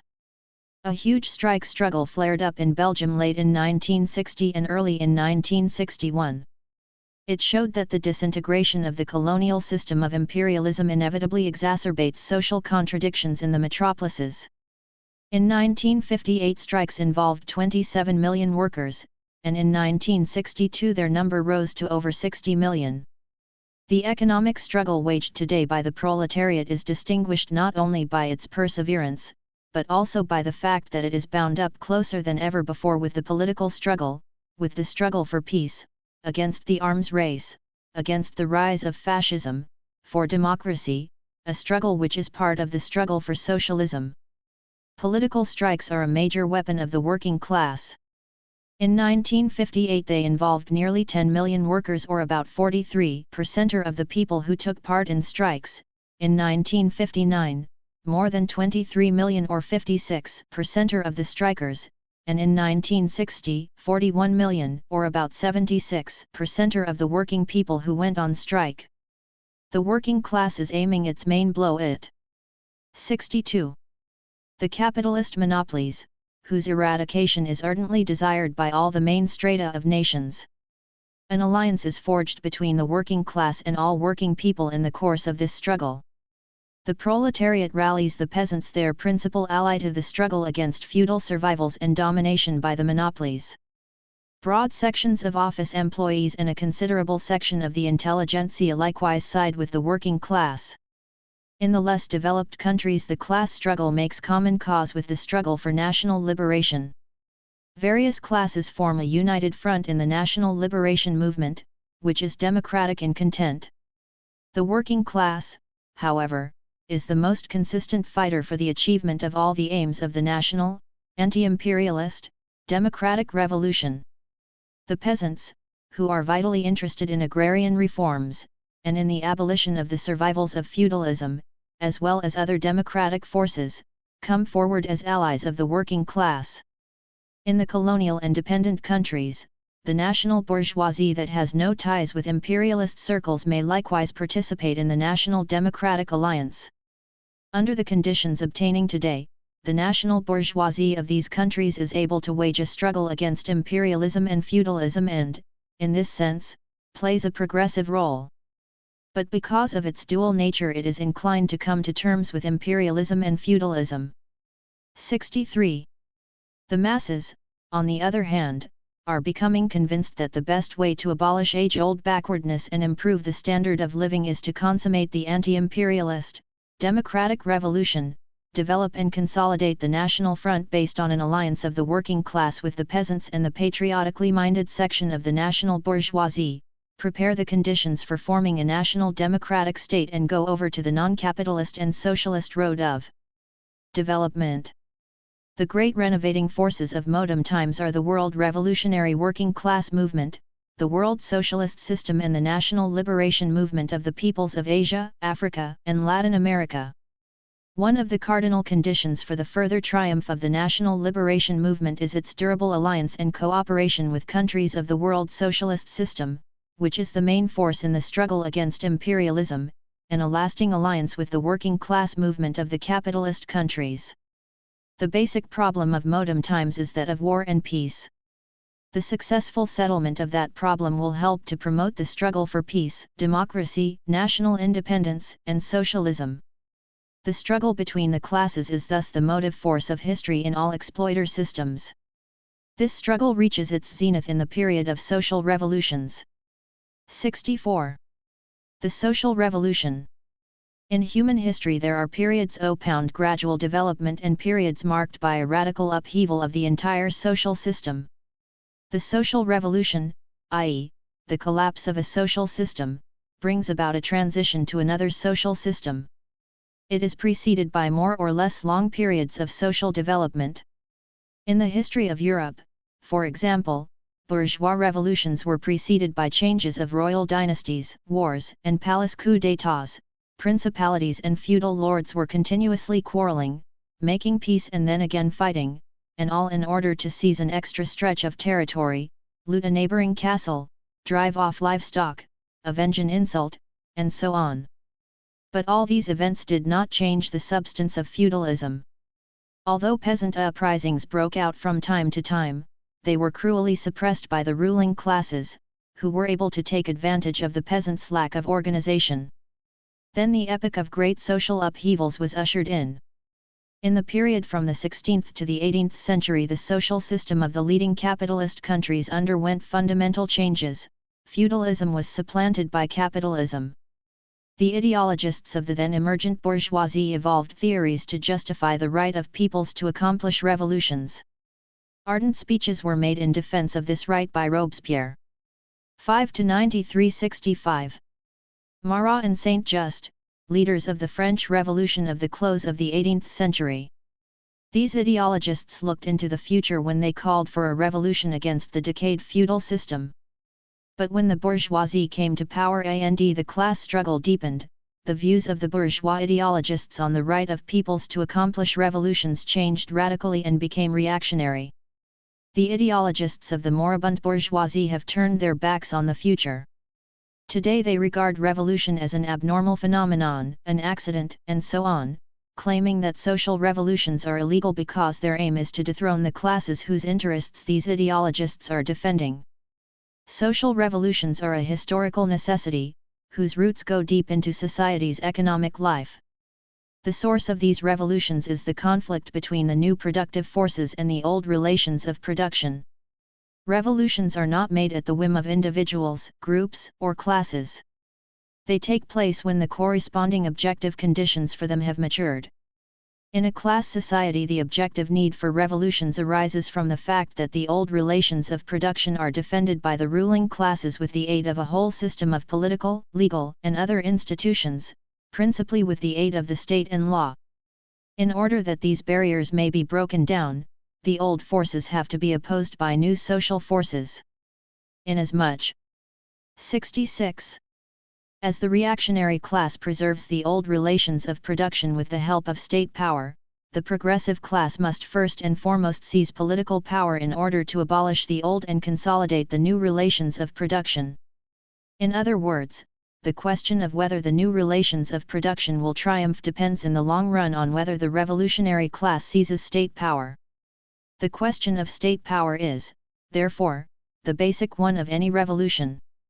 The transition of power from the hands of the reactionary class to the hands of the progressive class is effected by a sharp class struggle. The creative energy of millions of people is awakened during periods of revolution. In the course of a social revolution, the people accomplishing it become steeled, rejuvenated, and culturally enriched. Without revolutionaries there cannot be revolutions. But, in its turn, a revolution engenders and trains revolutionaries. People find in themselves new strength and ability. The result of all this is that social development is greatly accelerated. That is why Marx called revolutions the locomotives of history. Revolutions differ from each other by their nature and motive forces. The nature of a revolution is determined primarily by the problems that it is called upon to resolve, the class that comes to power and becomes the dominant political force in society, and the relations of production that are established as a result of it. The motive forces of a revolution are the social. 5*67.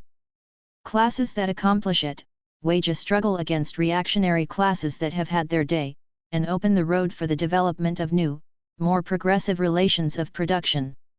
One of the classes accomplishing the revolution becomes its leader. It carries along with it all the other classes and social groups that had taken part in the revolution. The factors determining the motive forces of a revolution and bringing one class or another to the fore as its leader are, first and foremost, the nature of the revolution itself, the specific conditions under which it is accomplished, and the balance of social forces at the given period. The epoch of bourgeois revolutions was a period of social development when feudalism collapsed and capitalism was established. As a result of the bourgeois revolution, state power passed from the feudal lords, landowners and nobility to the hands of the bourgeoisie or to a coalition of capitalists and landowners.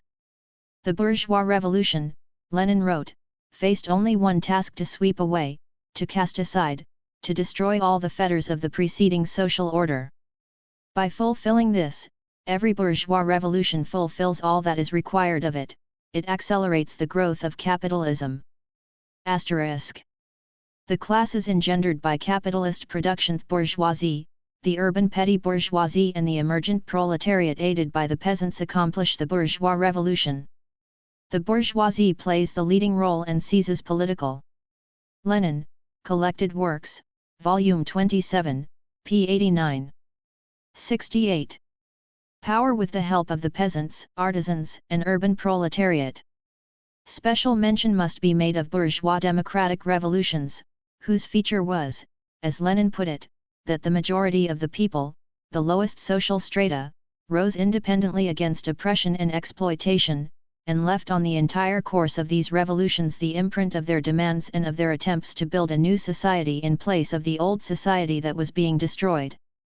The bourgeois revolutions opened the door wide to the development of the productive forces. After it had tremendously enhanced the productive forces, capitalism became a formidable barrier to further social progress. The ever-growing conflict between the productive forces and the relations of production acutely confronted mankind with the task of breaking the capitalist shell that was holding up society's natural growth, liberate the productive forces created by the people and utilize them for the benefit of the whole of society. The only way this lofty goal can be achieved is by accomplishing a socialist revolution. The socialist revolution. In all preceding revolutions the oppressed classes were the main assault force, but the fruits of victory were enjoyed by the new exploiter. 69. Classes, the people planted the trees, but the fruit was plucked by the exploiters. The socialist revolution, however, is free of the contradictions characterizing all preceding revolutions. Its motive forces are the masses exploited by imperialism. In a socialist revolution these masses are led by the working class, whose interests coincide with those of the vast majority of the people. This fundamentally distinguishes the socialist revolution from all preceding social revolutions. It introduces the most far-reaching changes in the life of peoples. All that preceding revolutions did was to change the form of exploitation, but the socialist revolution roots out exploitation of man by man. It ushers in the era of classless society. Preceding revolutions only brought political power into accord with the obtaining economic relations that arose within the framework of the old society.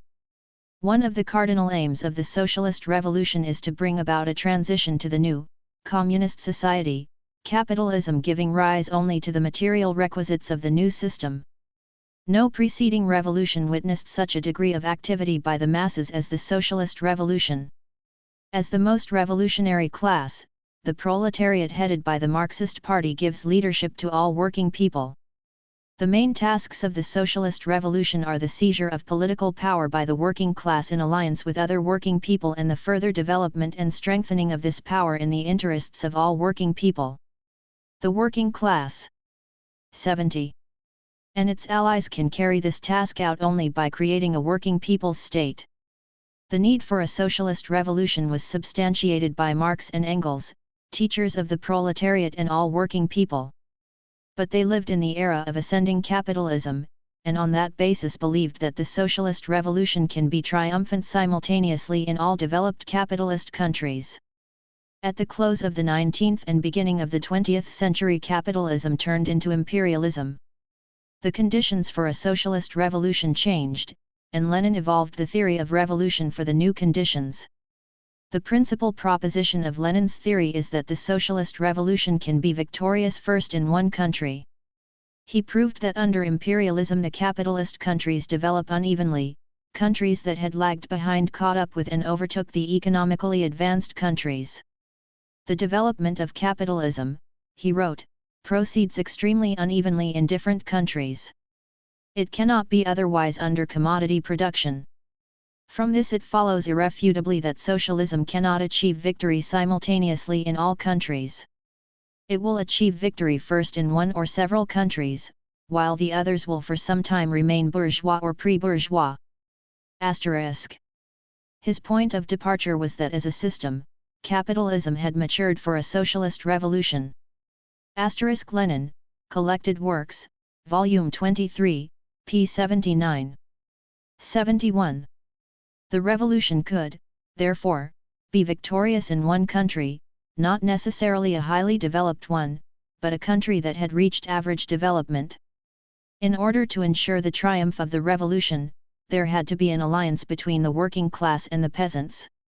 An important condition for the victory of the socialist revolution is that there must be a Marxist party capable of leading the masses in a determined struggle in the period of the exacerbation of the contradictions of capitalism. The totality of all these conditions is necessary for the triumph of the socialist revolution. However, contrary to what the leaders of the social democratic parties maintain, it is not at all indispensable that the working class should form the majority of a country's population. Early in the 20th century, the center of the world revolutionary movement shifted to Russia, which was focus of all the contradictions of the imperialist system. At the same time, there were in Russia all the conditions necessary for the victory of a socialist revolution. Analyzing the features of the revolutionary working class movement under the new historical conditions and, primarily, the features of the Russian Revolution of 1905, Lenin arrived at the conclusion that the proletariat must be the leading force of the bourgeois democratic revolution in the period of imperialism. The proletariat was the class interested in carrying the revolution through to 72. The end. It first implements democratic reforms and then passes to the socialist revolution. Lenin, thus, formulated the problem of the growth of the bourgeois democratic revolution into a socialist revolution. In Russia, the working class had developed the class struggle to a high level, and it was headed by a Marxist-Leninist party, which was armed with an advanced revolutionary theory and had become steeled in class struggles. Guided by Lenin's theory of the socialist revolution, the Communist Party merged the struggle of the working class for socialism, the mass movement for peace, the peasant struggle for land and the national liberation movement of the oppressed peoples of Russia into a single revolutionary torrent and directed these forces towards the overthrow of capitalism. The supremacy of the landowners and capitalists crumbled. The working class, in alliance with the poorest sections of the peasants, seized political power and established the Soviet Socialist state. The historical significance and scientific depth of Lenin's theory of revolution were confirmed in practice not only by the October Revolution but by all subsequent socialist revolutions. This theory brilliantly illumines the practice of the working people's coming battles for their liberation from capitalist oppression. The defeat of German Nazism and Japanese militarism and the Second World War, in which the Soviet Union played the decisive role, created favorable conditions for overthrowing the rule. 73. Of the capitalists and landowners by the peoples of a number of countries in Europe and Asia. There was a whole series of people's democratic revolutions, i.e., people's anti-imperialist and anti-feudal revolutions, that were led by the working class in alliance with the peasants. These revolutions resulted in the formation of united people's fronts. The revolutions were joined by intellectuals and the patriotic sections of the petty and middle bourgeoisie. The building of socialism in the USSR was of inestimable importance in ensuring the successful outcome of these revolutions. The Socialist Revolution and the National Liberation Movement. In addition to socialist and people's democratic revolutions, tremendous importance attaches in the period of imperialism to national liberation revolutions, which spring from the national liberation movement and are aimed at eradicating foreign domination and winning national independence, ending national and colonial oppression and exploitation and setting up a national state. The world is living through an epoch of revolution. The national liberation movement is part and parcel of the world revolutionary process and is a mighty force coming forward against imperialism. The great slogan of "Workers of all countries, unite," put forward by Marx and 74. Engels, has become the fighting banner of the world working class. Under the new conditions that arose after the victory of the Great October Revolution, Lenin laid special emphasis on the inseparable link between the socialist revolution and the national liberation movement. The words "Workers of all countries, unite," have been and remain the paramount slogan of the struggle for the victory of the world revolution. At the same time, its content has broadened out. Lenin approved the slogan "Workers of all countries and oppressed peoples, unite." This slogan underlines the leading role of the working class and the increased significance of the national liberation movement. Throughout the world, the fraternal Marxist parties have generalized the experience of the world revolutionary movement and have worked out a profoundly scientific characteristic of the modern epoch.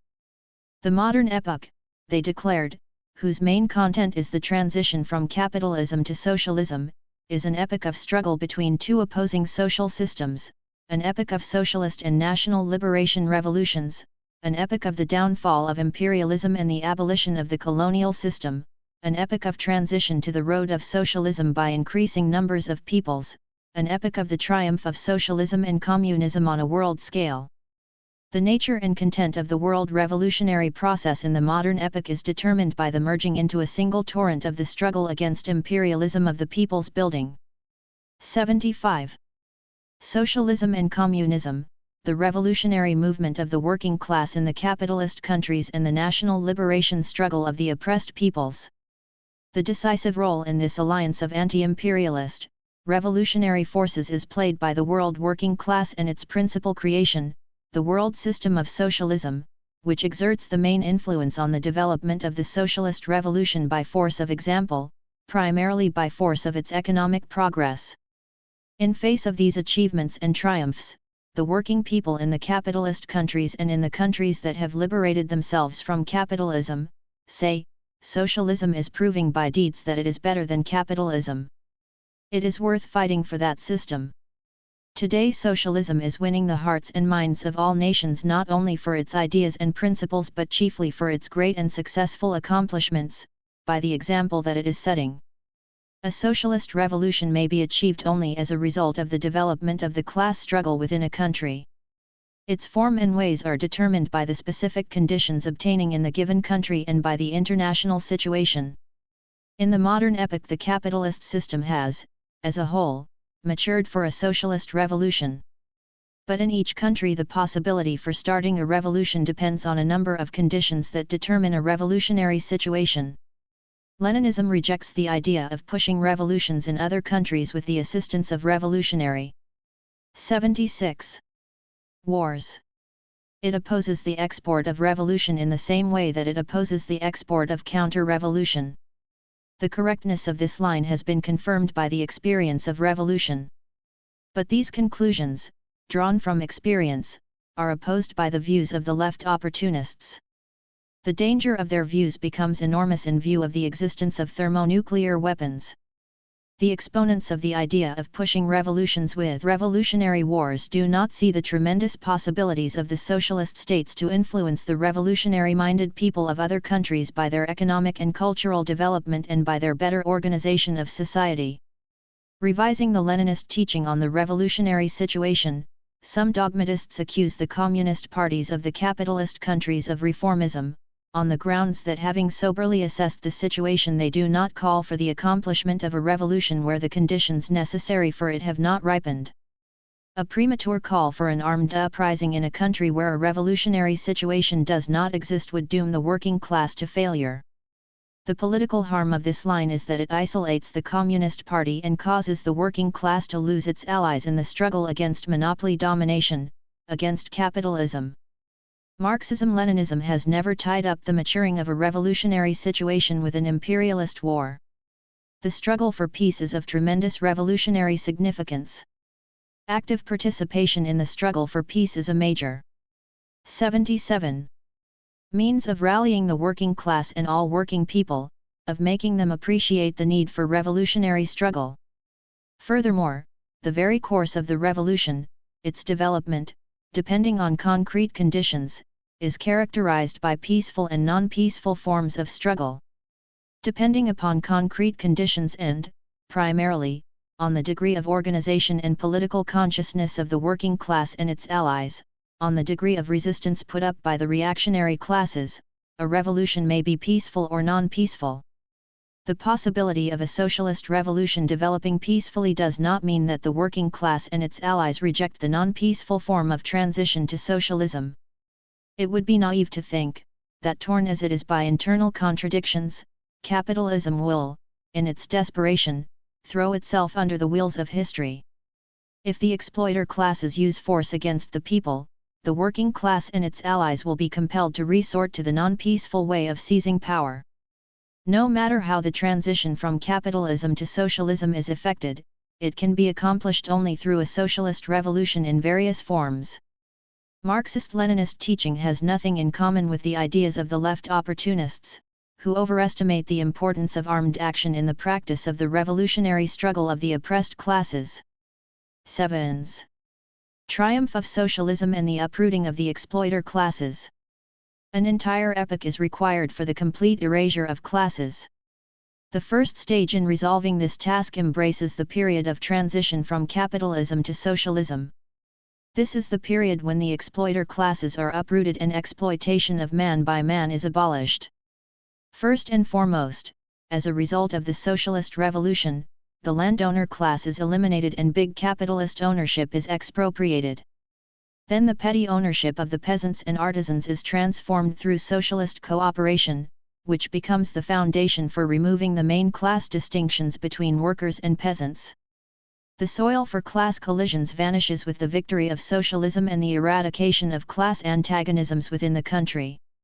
Friendly cooperation is established between all the social groups of socialist society. The class struggle ceases to be the motive force of social progress. Under these conditions, the class struggle is spearheaded against the hostile forces of the capitalist world, who do not cease their sorties against socialism. The need for a struggle against the penetration of imperialist agents remains within the country, as does the need for a struggle against the ideological influence of the capitalist world. The struggle against survivals of capitalism in people's minds is conducted chiefly through education, but force may be used with regard to 79. The bearers of the most malicious and dangerous types of morals. However, the main thing with which the very concept of classes in the old sense of the word is identified, namely, the possibility of any single group of people appropriating the fruits of other people's labor, has been rooted out. Socialism eradicates oppression of man by man, which is the chief evil of a class society. All people work and receive remuneration in accordance with their work.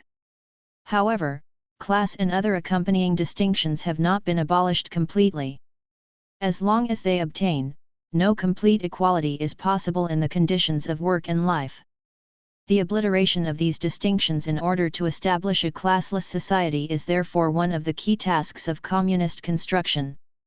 Thus, the complete erasure of class distinctions is linked up with the transition from socialism to communism. The erasure of class boundaries is a gradual process that does not require revolutionary changes. It is effected not through conflict but through cooperation between classes. The distinction between the working class, the peasants, and the intelligentsia will be completely swept away when these sections of society become workers of a classless, communist society, which will be devoid of all social differences. 80. Chapter V. The State. And its role in society. What is a state? Various theories have been put forward about the state and the role that it plays in society. In particular, this question has been muddled up by bourgeois ideologists, who attribute some supernatural, magical force to the state. But none of them has scientifically answered the question of the dependence of the state on the economic system in a society, of the class nature of the state, of the laws governing its emergence and development, and of its functions in social life. The essence of the state was scientifically explained by Marx, Engels, and Lenin. In a society rent by class antagonisms, the state is a vehicle of political power. It is a political organization that maintains the supremacy of one class over the others. The state, as such, has not been in existence always. It is a product of human development. Neither private ownership nor classes existed in the epoch of the primitive communal system, and there was no necessity for a special organ of power separated from the people. Social functions 6 to 93-81 were carried out by all adults. This was, in fact, self-administration. The commune or clan was headed by an elective elder. The prestige of elders and tribal chiefs rested on personal qualities such as experience, courage, and wisdom. But the situation changed when private ownership emerged. Economic inequality caused society to split up into opposing classes. This ruled out all possibility for joint decisions on the affairs of society, because each class had its own special interests. Besides, the life of society became more complex. Only one thing was missing: namely, an institution that would perpetuate not only the newly rising class division of society but also the right of the possessing class to exploit the non-possessing classes and the rule of the former over the latter. And this institution arrived. Asterisk. The economic subordination of the working people was ensured primarily by the ruling classes obtaining private ownership of the means of production. But in itself the economic dependence of the working people is far from being enough to enable a social system based on exploitation to exist for a long time. Oppressed people always comprise the overwhelming majority of any nation, and the oppressors constitute an insignificant minority. A powerful political weapon is required to enable a tiny handful of rich people to keep hundreds of thousands and millions of people in subordination. This weapon is the state. Marx, Engels, Selected Works, Vol. 2, p. 263.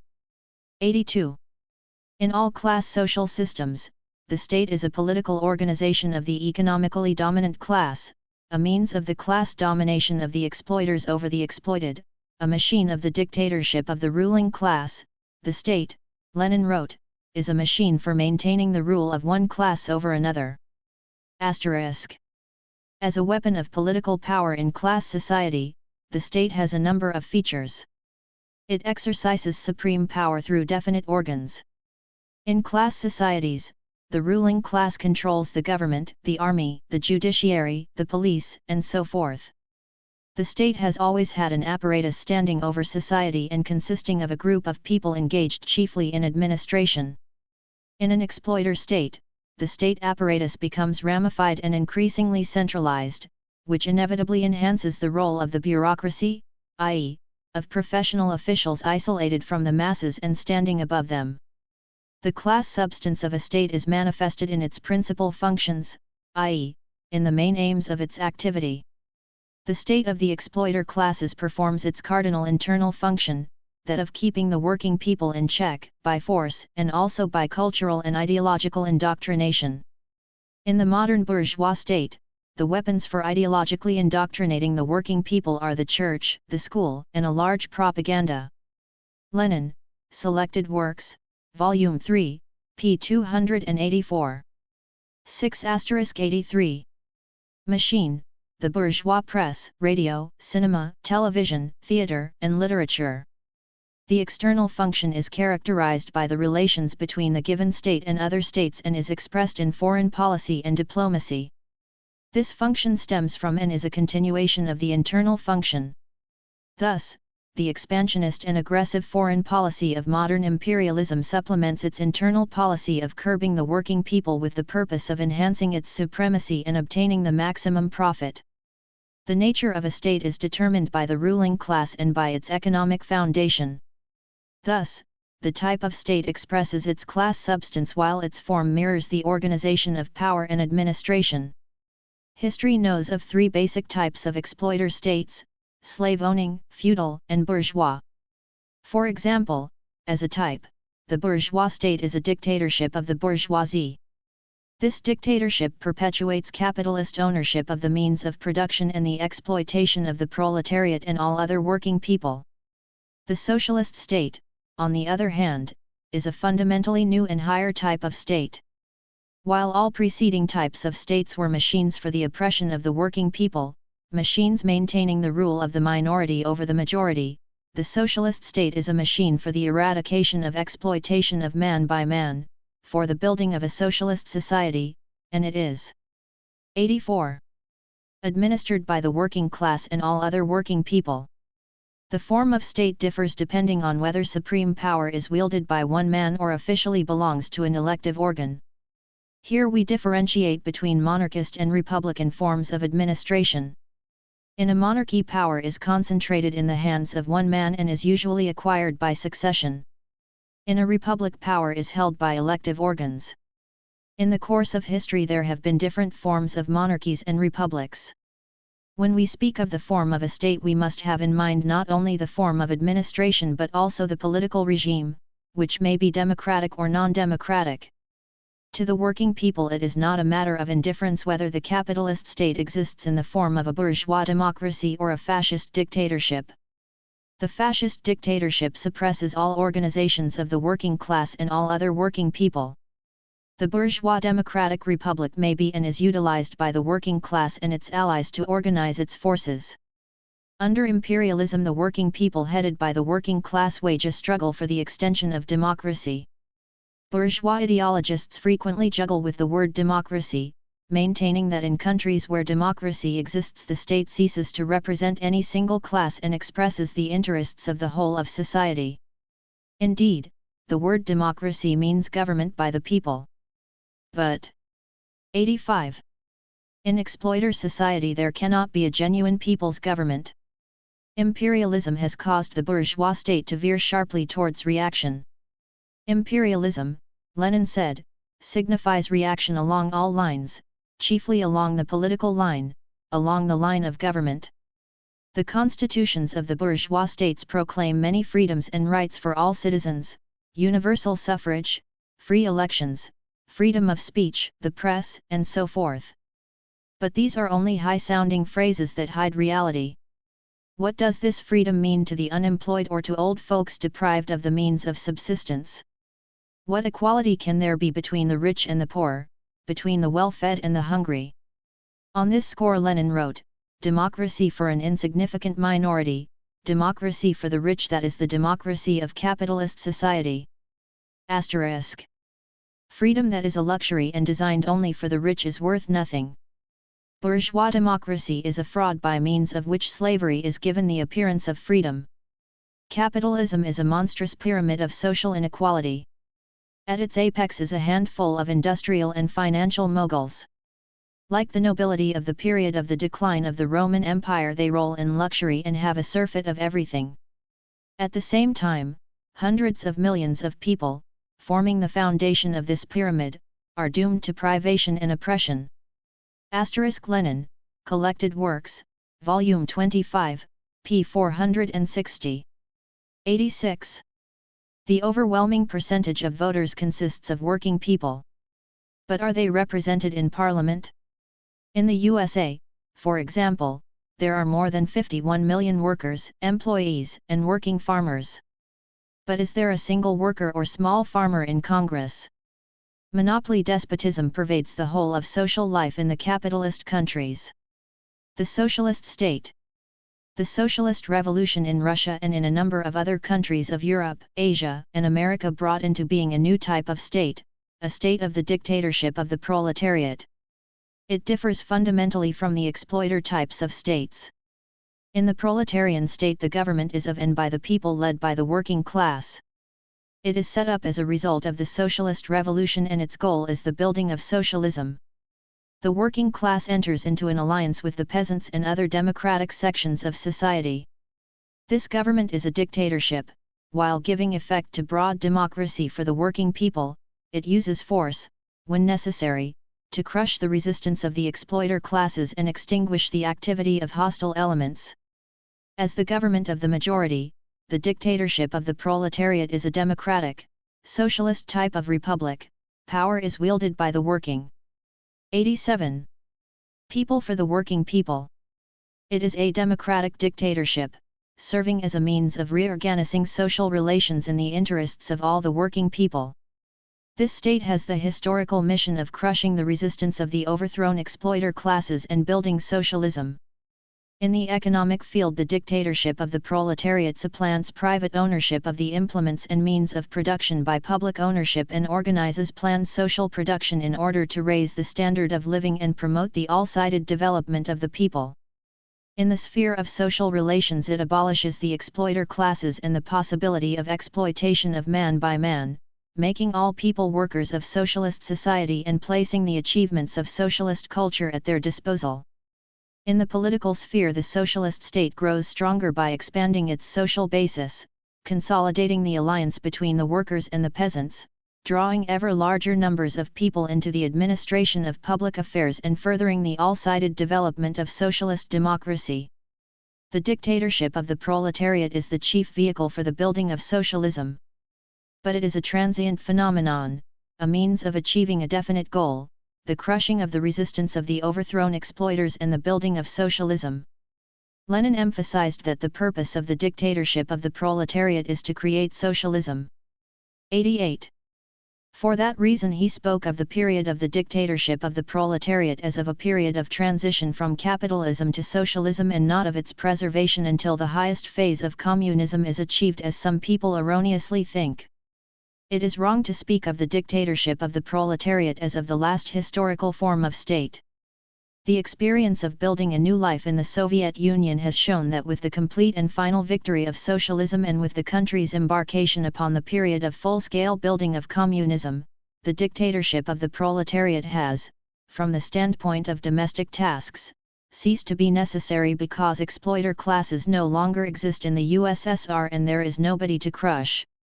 This means that the dictatorship of the proletariat has fulfilled its mission, that it has ensured the complete and final victory of socialism and society's transition to the full-scale building of communism. It has become a state of the whole people, i.e., a state that is not a dictatorship of any one class, but one that expresses the interests and will of the whole people. The state of the whole people has now become a reality. It rests on friendly classes, the workers and the peasants, and the socialist intelligentsia. This state is a vehicle for the building of communist society, a task that does not require a dictatorship of the proletariat. It is a task that is fulfilled by the socialist state of the whole people. Why, it may be asked, is the state preserved at all? The reason for this is that 89. As long as we are not in a position to go over to the communist principle of labor and distribution, there must be control over the measure of labor and the measure of consumption. This control can be implemented only by the socialist state. Furthermore, the state shoulders tremendous tasks in the regulation of ramified socialist production and in ensuring labor discipline and public law and order. A state of the whole people is also needed to fulfill a number of extremely important tasks stemming from the internationalist duty of the socialist countries to the working people of the whole world, cooperation in the world socialist system of economy, the rendering of aid to peoples fighting for national independence, peaceful coexistence with all non-socialist countries in order to secure lasting peace. In the intricate situation arising from world tension and aggressive intrigues of the imperialist powers, the socialist state requires a powerful army equipped with the latest weapons and able to guard the peaceful labor of the peoples. It also requires organs of state security that can neutralize the activities of imperialist secret services against the socialist countries. A feature of the state of the whole people is that it promotes the overall development and improvement of people's socialist democracy. The building of communism embraces all aspects of the life of socialist society, the development of the productive forces, the production and distribution of material and cultural values, the improvement of social 90. Relations, scientific and technical progress, ideology and morals, art, the reorganization of life, the rise of the standard of living and the growth of culture. The need to carry out all these historic tasks sharply enhances the role of the party and of all mass organizations, Soviets, trade unions, the YCL, and cooperatives. All the people directly participate in the administration of the state and of public affairs. The direct expression of the will of the people in the settlement of problems of state importance is a form in which the democracy of the state of the whole people manifests itself on an ever-growing scale. This is done through nationwide discussions. The drafts of all major laws are submitted to the people for discussion. In future, these democratic measures will be broadened out and important laws will be adopted by referendum. What is the historical destiny of the state? We know that the state came into being, naturally, as a result of definite conditions, together with social classes. It will leave the scene of history just as naturally. But its withering away cannot be represented as the simple wind-up of state administration, as the falling away of one of its organs after another. Having become a state of the whole people, the socialist state is developing into communist public self-administration. Consequently, the withering away of the state is a gradual and prolonged process. Communism must be established before the state can wither away. The economic requisites for this include a level 91 of development of the productive forces under which people's growing material and cultural requirements can be fully satisfied, thus making it unnecessary to control the measure of labor and the measure of consumption. In the social field, the distinctions between classes, as well as between town and country and between mental and physical labor, must be erased. In the sphere of ideology, there must be a high level of culture and political consciousness. All survivals of the past in people's minds must be surmounted and communist morals must reign supreme. These are the basic internal requisites. The external requisites include the complete and final triumph of socialism and communism in the world and the elimination of the threat of military attack by imperialist powers. Communist society will not have public power as represented by a special section of people engaged solely in administration. However, the withering away of the socialist state, a process that has begun in the USSR, must not be pictured as the reduction of the state to nothing. Communism signifies a highly organized and harmonious association of people distinguished by their communist awareness of public duty and discipline. There will be some form of authority and subordination in communist society as well, where the need for the planned organization of a highly developed all-round economy and culture will be preserved. A complex social organism like communist society will be unable to do without. 92. Improved leadership of economic and cultural affairs, the training and upbringing of the rising generation, the organization of labor and consumption. From this it follows that there will be a measure of authority under communism, but this authority will not be political, i.e., the organization and leadership of economic and cultural life will not require political power. These tasks will be carried out by communist public self-administration. The judiciary will wither away together with the state. Naturally, this does not mean that under communism people will live without any sort of rules. They will have standards governing the communist way of life, and adherence to these standards will become a requirement and a habit. Although civic consciousness will be on a high level, this will, evidently, not preclude certain personal conflicts and transgressions against public law and order. But these conflicts and transgressions will be settled through influence brought to bear by society. Communist public self-administration will operate publicly and, an important point, there will be a high level of civic activity and all people will take a deep interest in public affairs. In the present epoch, new, independent countries have appeared on the ruins of colonialism. Some of them have already embarked upon the rejuvenation of their national economy and culture. By their character, some of the new states are national. 93. Democracies, i.e., states that consistently uphold their political and economic independence against transgressions by imperialism and new forms of colonialism, states in which the people enjoy broad democratic rights and freedoms and are ensured with participation in shaping and implementing state policy. Given favorable conditions, the national democracies will in future become socialist states, and through the building of socialism they will surmount the economic and cultural backwardness inherited from the period of colonial rule, raise their standard of living and join the ranks of advanced, industrially developed socialist countries. Chapter 6. Historical Forms of Human Community. Mankind has always had some form of community.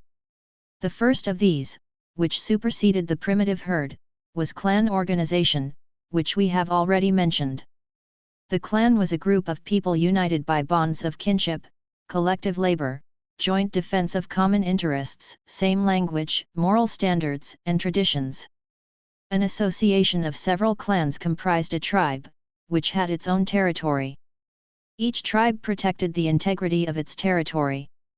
Relatively small units, the tribes consisted of hundreds or thousands of people. The formation of tribal leagues, accompanied by increased intertribal economic and cultural exchanges, military clashes, migrations caused by the growth of population density, the institution of private ownership and the rise of classes, led to the gradual intermixing of tribes, to the replacement of ties of kinship by territorial bonds and to the appearance of a new form of community, the nationality. 95. Nationality and nation. Usually, nationalities were formed of several tribes that had the same or nearly the same origin and language. For example, the Polish nationality was formed of the Polyani, Wyliani, and some other Slavic tribes, the German nationality of Schwabs, Bavarians, and other Germanic tribes. Nationalities were also formed by tribes speaking different languages but which had intermingled as a result of the conquest of some tribes by others. For instance, the French nationality took shape through the intermingling of Roman colonists and Gallic and Germanic tribes, Franks, West Goths, Burgundians, and so forth. In the process of the formation of a nationality and as the bonds between its separate units grew stronger, the language of one of the tribes was adopted as the language of the nationality, while the other tribal languages were reduced to dialects or disappeared altogether. A nationality is a language, territorial, economic and cultural community of people which took shape on the basis of the slave-owning and feudal mode of production. Nationalities were consolidated by the formation of states. For example, in the period of feudalism, the centralized states of Eastern Europe each consisted of several nationalities. The leading role in these states was played by the nationalities that had reached the highest development politically and economically. 96. The development of capitalist relations led to a further growth of economic and cultural exchanges, gave rise to a national market, abolished economic dismemberment and joined the various units of a given nationality into a single national whole. Nationalities became nations. What are nations? Lenin answered this question: nations are an inevitable product, an inevitable form, in the bourgeois epoch of social development. Asterisk. They are a community of people that emerges in the period of the formation of capitalism on the basis of a community of economy, territory, language, certain features of psychology, manners, and culture. In contrast to a nationality, a nation is a more stable community of people, and this gives it deep-rooted economic ties.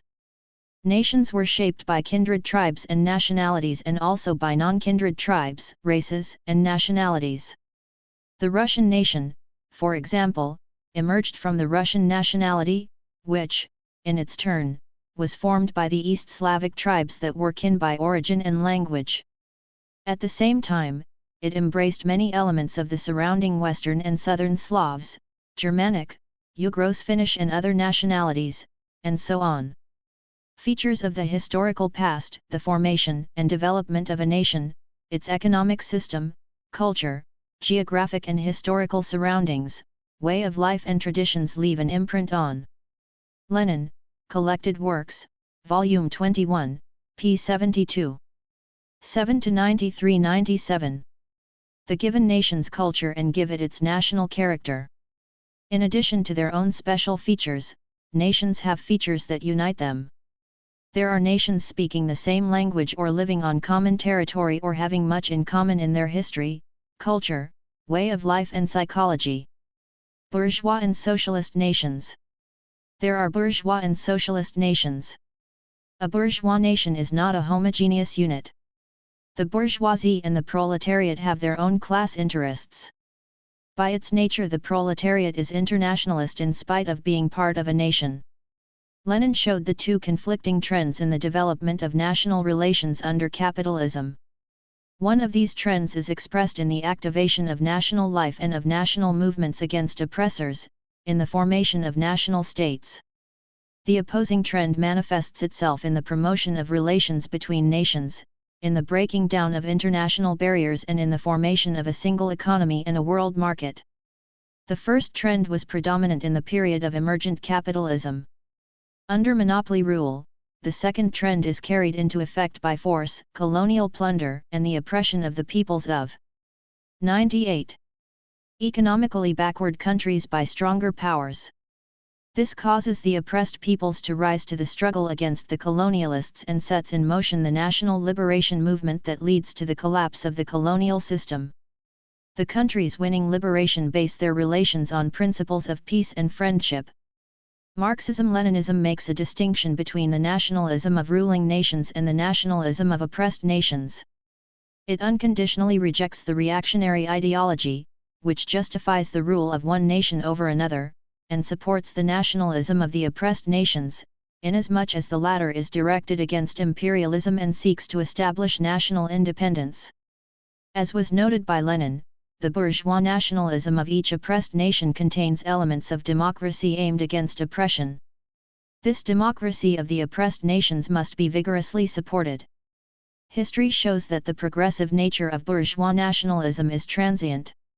It is linked up with the progressive role played by the national bourgeoisie in the national liberation movement. But when the bourgeoisie loses its progressive nature, its nationalism becomes reactionary.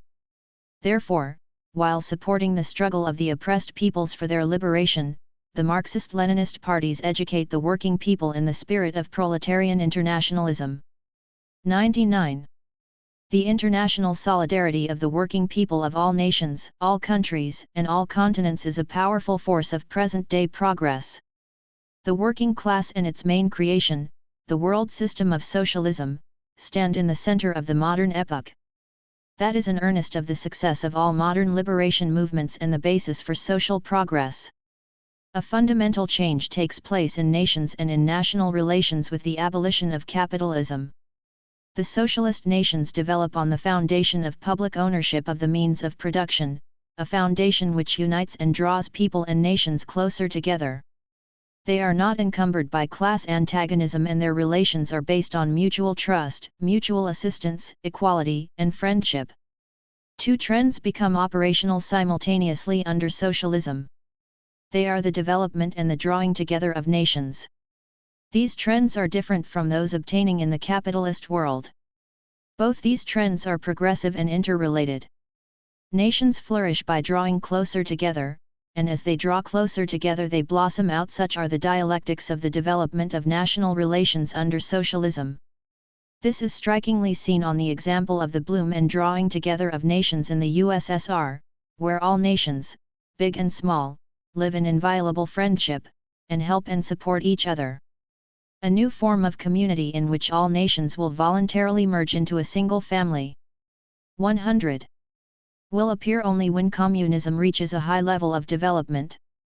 As distinct from national features, racial characteristics are of a biological nature and have crystallized through long adaptation of the human organism to definite climatic conditions. Different nations may belong to one and the same race. On the other hand, one and the same nation may consist of people of different races. Furthermore, no inner bond exists between the race and language. For example, in the USA, English is the native language of the whites and the Negroes. Therefore, concepts such as the German race or the Anglo-Saxon race are meaningless. The racists make the reactionary claim that the human races are biologically and psychologically unequal. They maintain that there are higher and lower races. They belittle the intelligence of the oppressed peoples in order to prove that the latter require guidance by the colonialists. Modern anthropology gives us grounds to declare that all races had and have similar biological opportunities for development. All peoples are able to create cultural values, and the volume of their contribution to world culture is determined not by the color of their skin or the shape of their noses but by the features of their historical development. The blame for the fact that the peoples of the colonies lag behind other nations falls squarely on imperialism. There is no doubt, W.L., that within a relatively short period and with the support of the nations that have forged ahead, the peoples who have liberated themselves from colonial slavery will overcome their economic and cultural backwardness and bring their countries into the ranks of the advanced countries of the world. Chapter 7. Social Consciousness and its Forms. Concept of social consciousness. The material conditions of the life of society, the production of material values, is primary, and the views of people, their ideas and theories, are secondary, i.e., they are engendered by the material conditions of life. People's social consciousness stems from their way of life. Consequently, the source of cultural life must be looked for not in people's minds but in the material conditions of their life. Historical materialism gives the only correct answer to the question of why various social ideas, views, and theories exist at the different stages of social development, and why these ideas, views, and theories change together with changes in the conditions of life. Thus, at the earliest stages of social life, in the epoch of the primitive community, people's cultural activity was intertwined directly with the production of material values. For example, in those times the dances of women vividly portrayed work linked up with the gathering of roots, while the dances of the men mirrored hunting episodes. 103. Forms of social consciousness such as political and legal views, philosophy, science, and new forms of art took shape and developed together with the emergence of class society and the appearance of the state. Social life, including cultural activity, became more complex. In order to understand, say, the minuet, a French dance, it is no longer enough to know the economic life of the French people in the 17th to 18th century. One has also to take into account society's class stratification and, therefore, know the psychology of the French aristocracy. Thus, social consciousness is the sum total of political, legal, moral, artistic, philosophical, and religious views, and scientific knowledge existing in the given society. The diversity of the forms of social consciousness is due to the diversity of the reality that man strives to understand, and to the multiformity of life itself. Life changes, and so does social consciousness. New views and ideas appear and they clash with old, outworn views and ideas. One of the features of social consciousness is that it may lag behind the changes in the conditions of human life, but it may also outstrip these conditions and peep into mankind's future. For example, the people who create a new social system have a new outlook on life, on their relations with each other and on society. At the same time, some people continue to cling to old views inherited from the past, to old habits and traditions. Naturally, these old views, 104, and habits are gradually overcome and replaced by new views and habits. But that does not happen mechanically. It is achieved through education, through active participation in the building of a new life. For example, the peoples that have freed themselves from age-old colonial oppression have become active in building a new life, and in this struggle for a new, free life they gradually surmount the old views and habits that were implanted by the colonialists, and replace them with the new views and ideas of independent and free people, who feel they are masters of their country. These new ideas and views actively influence life, mobilize people for the struggle for a new life, inspire them to perform labor feats and thereby become a mighty force of social progress. A definite system of social views and ideas, upholding the interests of one or another class or stratum of society is called an ideology. In a society divided into opposing classes, ideology is always representative of a class. For example, bourgeois ideology predominates in bourgeois society, because the means of production and the power are in the hands of the bourgeoisie. Present-day bourgeois ideology is reactionary because it preaches racism, justifies plunder and money-grubbing and poisons people with the venom of distrust in the potency of human intelligence. Socialist ideology holds undivided sway in socialist society, because it is founded on public. 105. Ownership of the means of production, which rallies and unites people, v/while the power is in the hands of the people. In all socialist countries, socialist ideology has achieved marked success in the struggle against bourgeois ideology, as a result of which moral, political, and ideological unity has been fashioned in socialist society. The strength of socialist ideology lies in the fact that it rests on the principles of Marxism-Leninism, on proletarian internationalism and friendship among nations. It is the most advanced and most progressive ideology of modern times. It propagates the lofty ideas of humanism, fraternity, and friendship among nations, peace and happiness on earth. For that reason it cannot make any compromise with bourgeois ideology, which preaches piracy and war. In our epoch, when the peoples are accomplishing the transition from capitalism to socialism, the role played by socialist ideology, which unites peoples in the struggle against imperialism and helps the liberated peoples to defend their independence and build a new life, is becoming immeasurably enhanced. Let us briefly examine the various forms of social consciousness. Political views. Political views are the sum total of ideas that mirror the vital interests of classes, nations, and states. They spring from W6. The relations between classes, from the activity of political parties and states, and are expressed primarily in the programs and charters of political parties and in the constitutions of states. Their nature depends on whose interests they mirror and uphold. The exploiter class uses political ideas to justify its domination. Political ideas expressing the interests of the oppressed classes demonstrate the need for abolishing the exploiter system and creating a new, exploitation-free society. The political struggle invades all spheres of life and penetrates all forms of consciousness.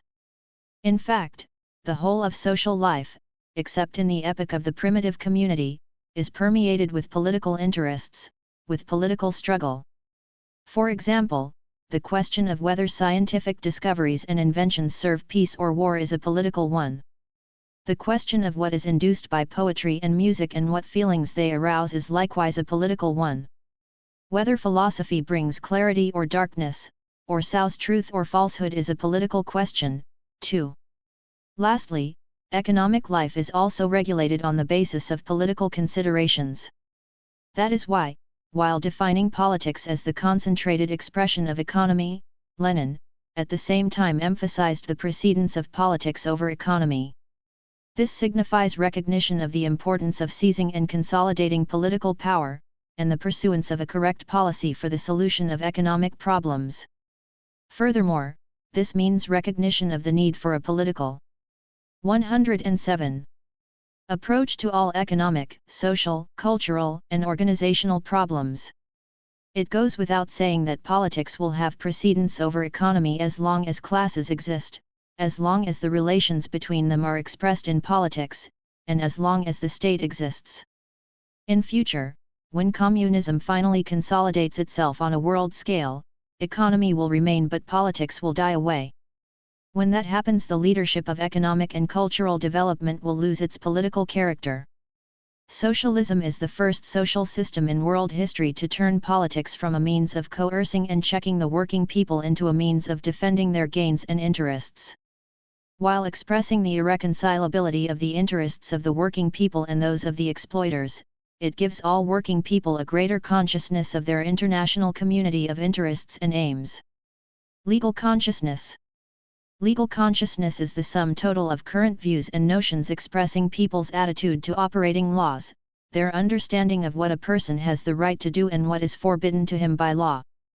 This consciousness manifests itself in two basic forms, as the notion of the members of society about their rights and duties, and in the form of legal theory, legal ideology.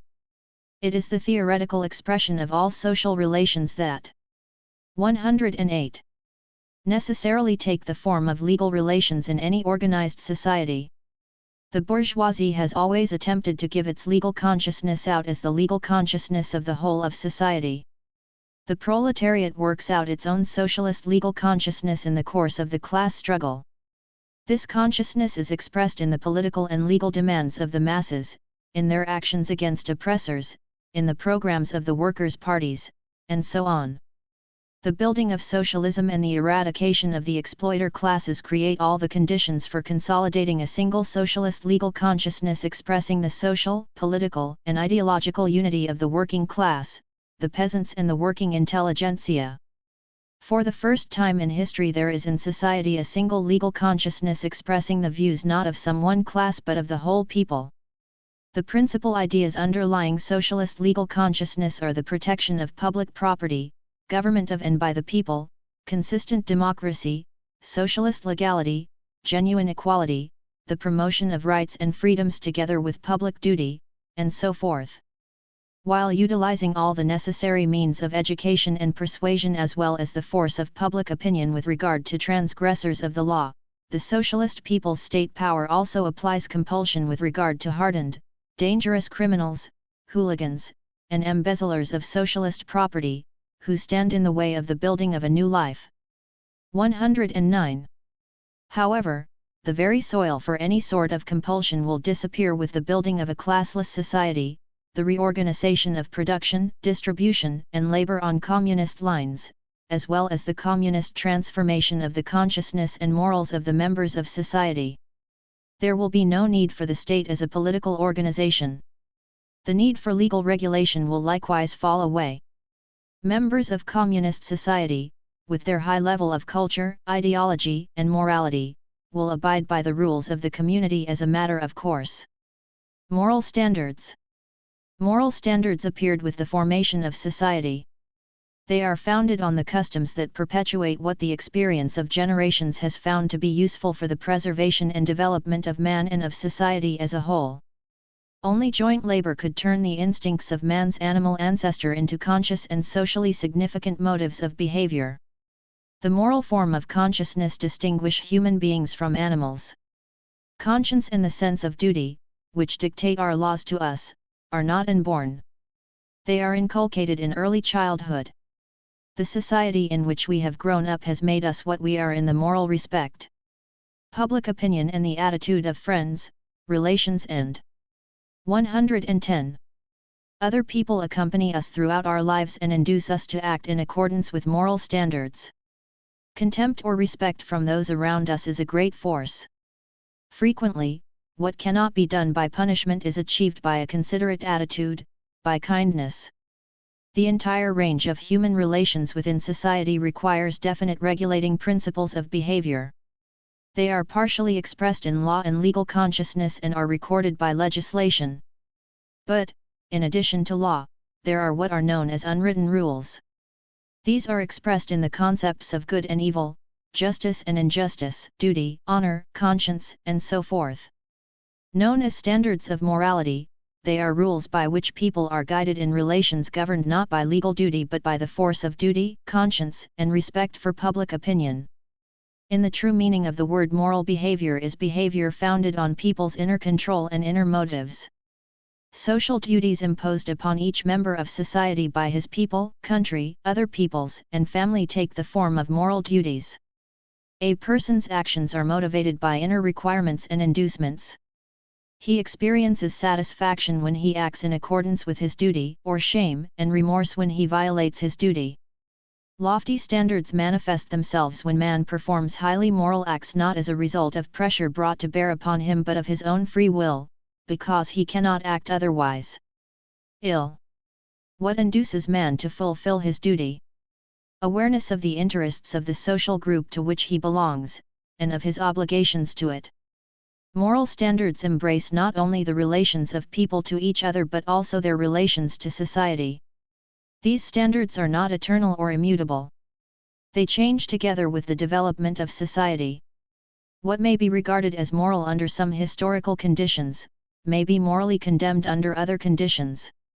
For example, the extermination of tribes and peoples by the colonialists in the epoch of the rule of colonialism was morally justified by the exploiters. Today colonialism is condemned by all nations as the vilest evil that has to be ended once and for all. In society divided into classes with conflicting interests, morals are always of a class nature, i.e., they serve the interests of one or another social class or social group. The working people have their morals and the exploiters have theirs. But the dominant moral standards are those that suit and are profitable to the propertied classes. The farther exploiter societies develop, the more are moral principles distorted. Money becomes the main force in those societies. It turns fidelity into treachery, love into hatred, hatred into love, virtue into vice, vice into virtue, a slave into a master, the master into a slave, absurdity into wit and wit into absurdity. In human manifestations of religious fanaticism, national strife and 112. Predatory wars are given moral justification in bourgeois society. Exploitation of man by man, on which bourgeois society is founded, is the most flagrant infringement upon morals. The morals of the exploiter classes are characterized by the formula of man is to man a wolf. Bourgeois morals have a pernicious effect on part of the working people. But they cannot poison the minds of the entire people, least of all the mind of the working class. Even under capitalism, working people are, as a rule, distinguished by their high moral standards.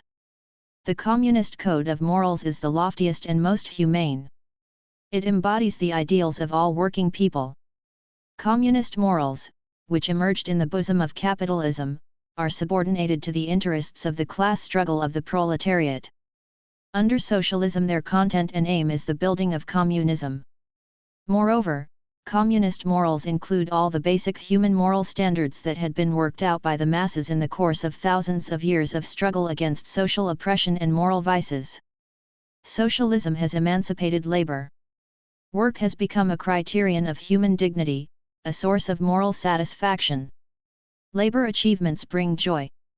The loftiest principles of communist morals spring from the very nature of the socialist system, from its economic foundation, public ownership of the means of production, which unites people and enables them to live in fraternal. 8-93 113. Friendship and mutual respect and cooperation. Out of this comes such an important principle of communist morals as collectivism and comradely mutual assistance. From the standpoint of communist morals, a person is regarded as being conscious of his duty and honorable if he is intolerant of transgressions against public interests, makes himself useful to society and does all he can to further the onward movement. Solicitude for other people and respect for human dignity stem directly from the very essence of the new society. Socialist humanism lies in the profoundest trust and respect for the working man. Communist morals are hostile to everything that humiliates and outrages human dignity. They are incompatible with hypocrisy, falsehood, vainglory, and slander. To be a real humanist today means to be active in helping to promote human happiness. Love for people engenders hatred for those who doom the working people to ruthless exploitation, oppress the people and threaten mankind with the horrors of war. Humanism signifies the unity of the people through a community of interests and aims, solidarity and mutual assistance between the working people of all countries in the struggle for the common cause, friendship among all nations, and cooperation among all fighters in the revolutionary movements, irrespective of color or language.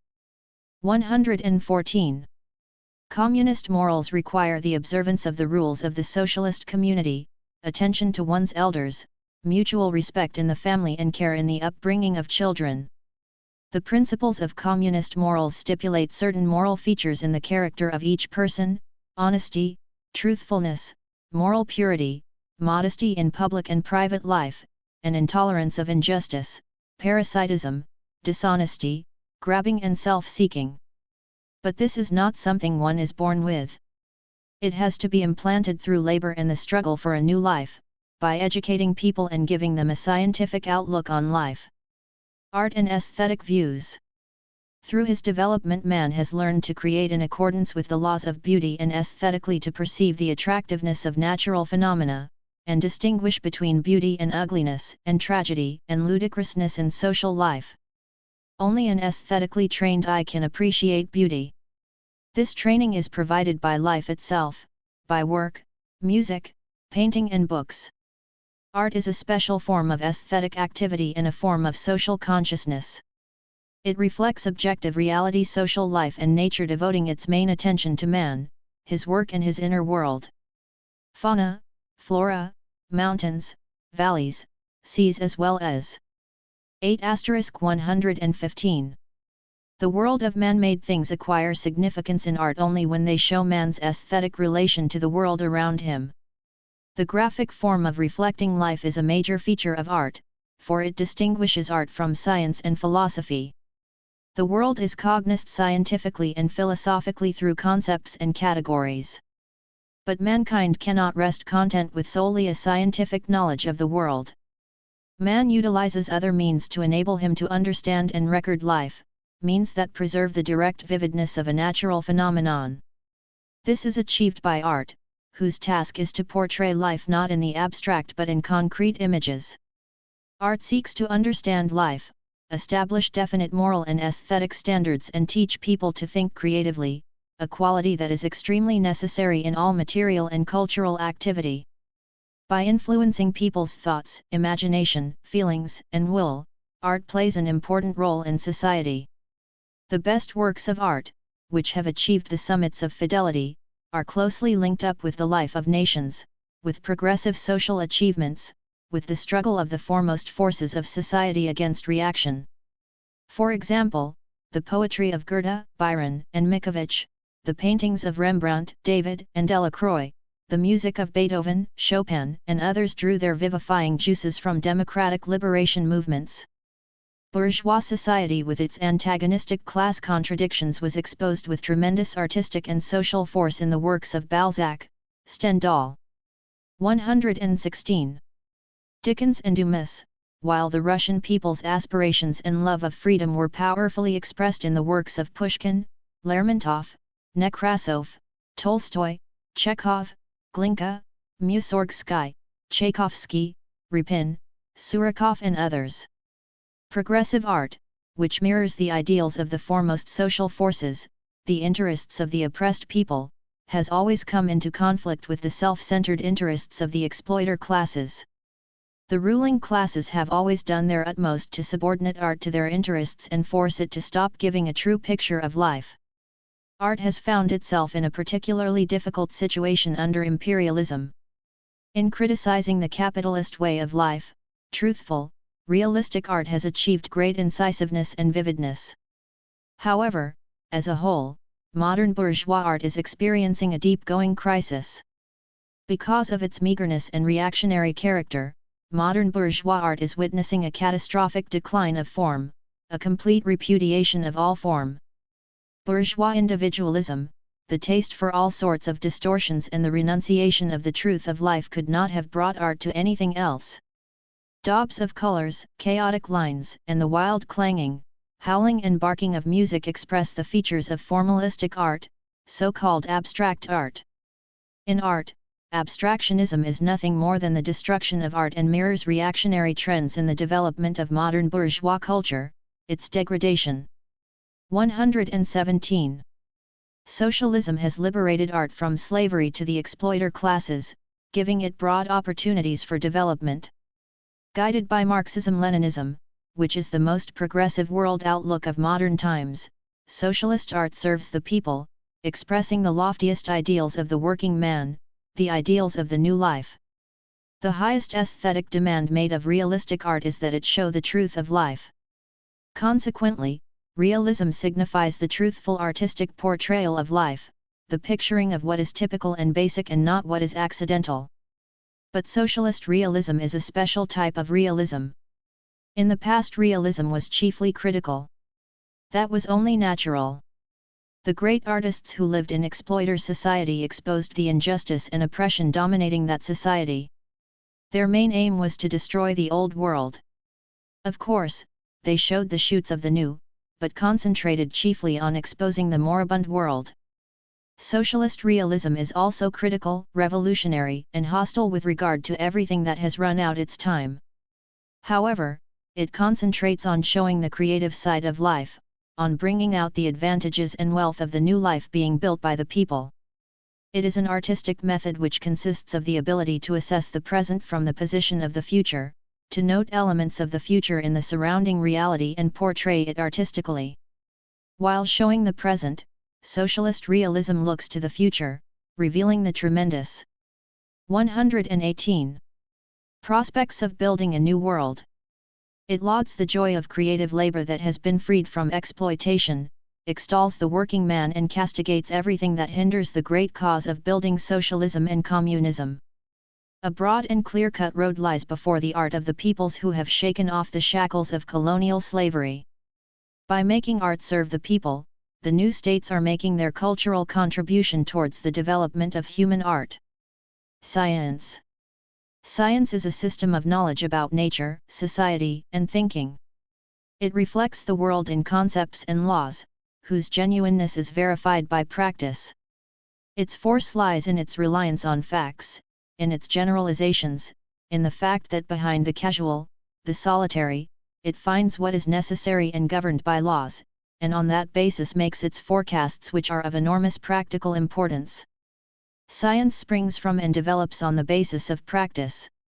The requirements of material production constitute the chief motive force of its development. By its nature it is called upon to lighten work and life, give people greater power over nature, and show them how to improve social practices.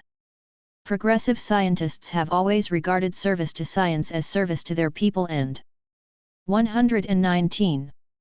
The whole of mankind. Science broadens man's outlook, delivers him from superstitions and prejudices and helps to shape a materialistic world outlook. Science is closely linked up with philosophy, being a form of social consciousness. In modern times the highest level of development of philosophical thinking has been reached by dialectical and historical materialism, a special science treating of the most general laws of the development of nature, society, and thinking. The past several decades have witnessed tremendous advances by natural science *, the discovery of new sources of cheap power, the creation of synthetic materials with the most diverse properties, the establishment of new means of communication, and so forth. Scientific achievements have laid the foundation for a technical revolution. Mankind now has real possibilities of basically remaking society's productive forces, lightening human labor, and increasing its productivity with the aid of cybernetics. But has this knowledge brought happiness to all people? Has science abolished want and poverty? Regretfully, that has not happened. Modern capitalism paralyses tremendous forces in society and in present-day science and technology. Consequently, natural science does not of itself give man greater power over nature. The degree of man's influence over nature is determined not only by the level of development of the productive forces or by science or technology, but by the type of social system. 120. Moreover, the one-sided development of natural sciences and technology within the framework of capitalist relations of production has brought the monstrous shadow of a nuclear war over mankind.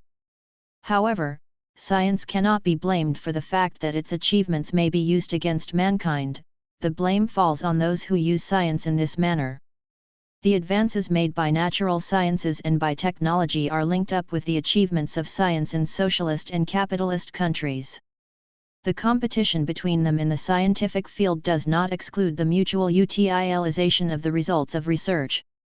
The course of events has shown that the socialist system exercises a tremendous stimulating influence on scientific development.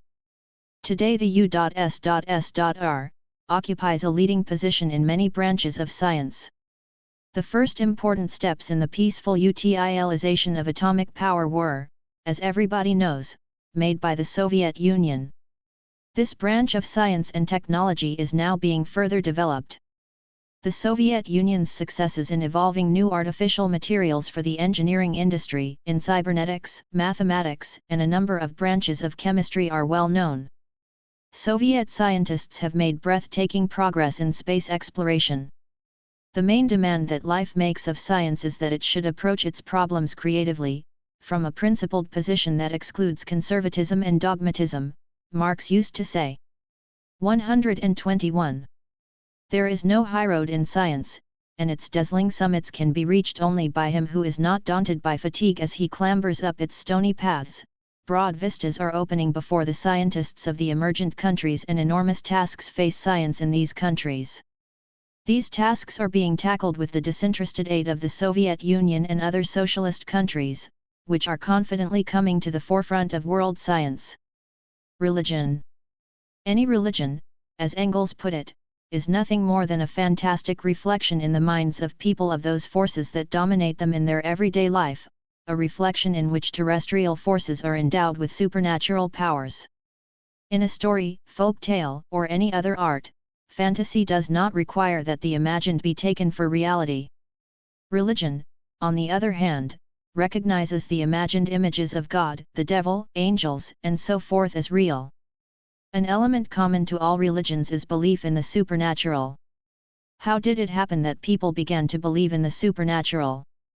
Why did they believe in something totally non-existent? Belief in the supernatural expressed primitive man's helplessness. In primitive times people were almost completely dependent on the forces 122 of nature. They were unable to explain natural phenomena such as thunder, lightning, rain, tides, floods, earthquakes, the eruption of volcanoes, disease, death, or dreams. The need for understanding these and many other phenomena steadily increased, but the possibility of gaining knowledge was extremely scanty. People attributed supernatural powers to natural forces and human beings. At the same time, they developed religious cults, i.e., the sum total of religious acts such as prayers, invocations, sacrifice, and so on.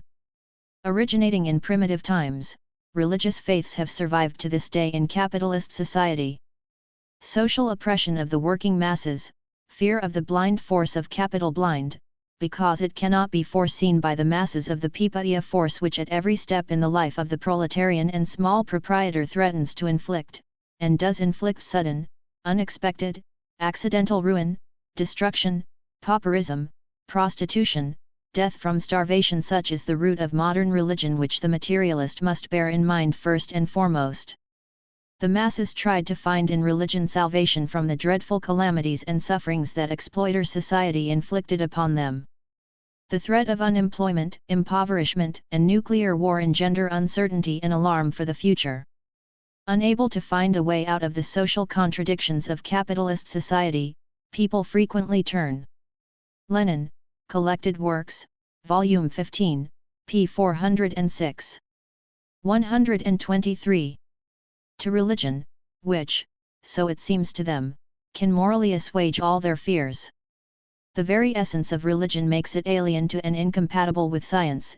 It is not knowledge asserting the strength of man and his power over nature, but blind faith, which is linked up, first and foremost, with fear. Faith is not proved, it is tested. Religion appeals not to human intelligence, or practice, or experience, but to feelings. It artificially excites feelings, promising people bliss after death, or threatens them with punishment, curses, excommunication, the horrors of hell, of being boiled in tar in hell, and so on. Striking blind fear in the hearts of people and holding out the promise of immortality, it calls upon them to submit to their fate. The emotional aspect of religion is part and parcel of the religious cult. Every religion has a system of rites that believers practice with the object of influencing supernatural forces, and these rites play an extremely important role. Becoming a habit, they hold people captive to religion. They gradually bring to life and stimulate religious notions and intensify the torrent of dark and vague sentiments that are linked up with religious faiths. In socialist society, the social roots of religion are eradicated. Social oppression, the exploitation of man by man, disappears together with the death of capitalism. But religious faiths survive in the minds of part of society. In the socialist countries, religion exists as a survival of the past. Inasmuch 124. As there are believers, there are churches and priests. The constitutions of the socialist countries proclaim and guarantee freedom of conscience. This means that there is freedom of religious worship and freedom of anti-religious propaganda and freedom of atheistic education. Although religious survivals are tenacious, they are not eternal. With time they will disappear from people's minds. Marx aptly put it when he said that religion is a striving after spectral happiness, which follows from the social system requiring illusions. But it disappears as soon as the masses become aware of what real happiness is and how it can be achieved. Chapter 8. Social Progress.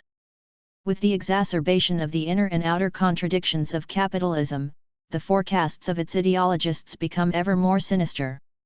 The attempts to prove that the present epoch will witness the destruction of civilization are becoming more and more widespread.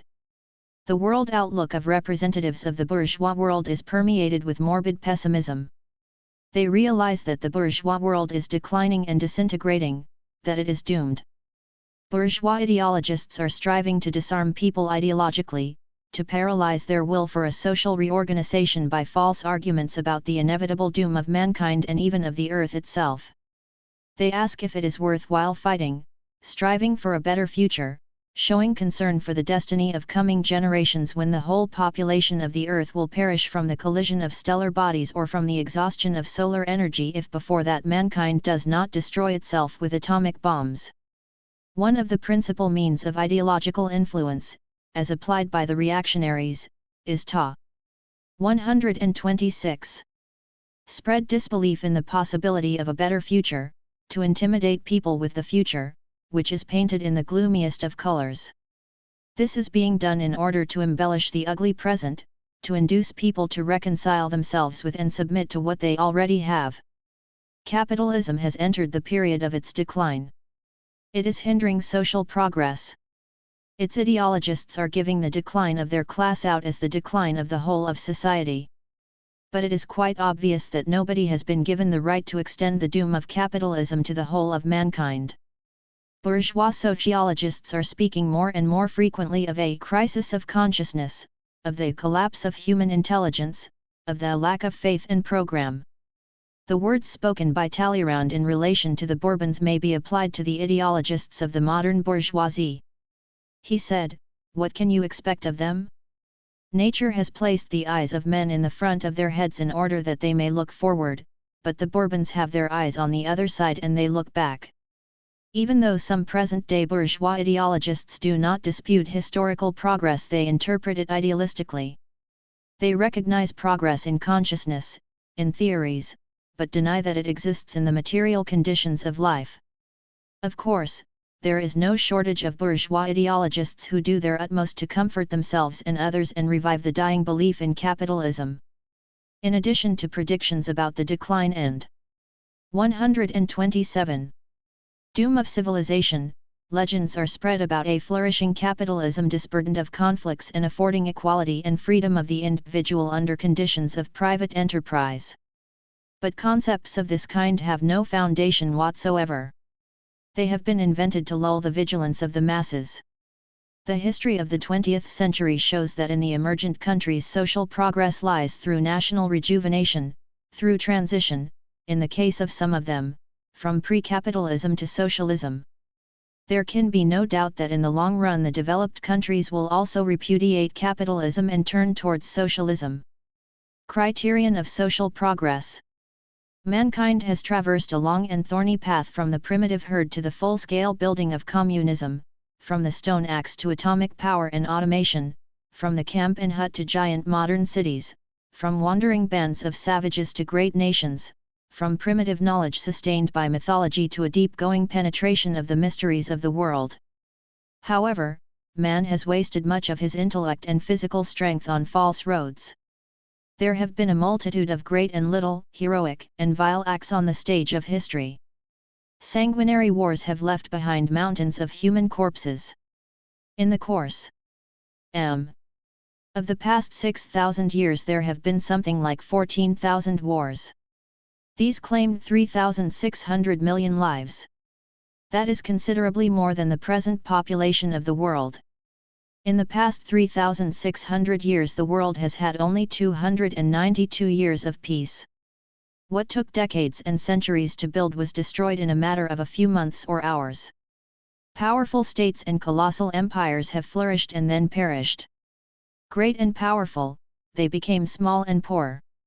The entire history of antagonistic societies is an unbroken chain of struggles between opposing classes.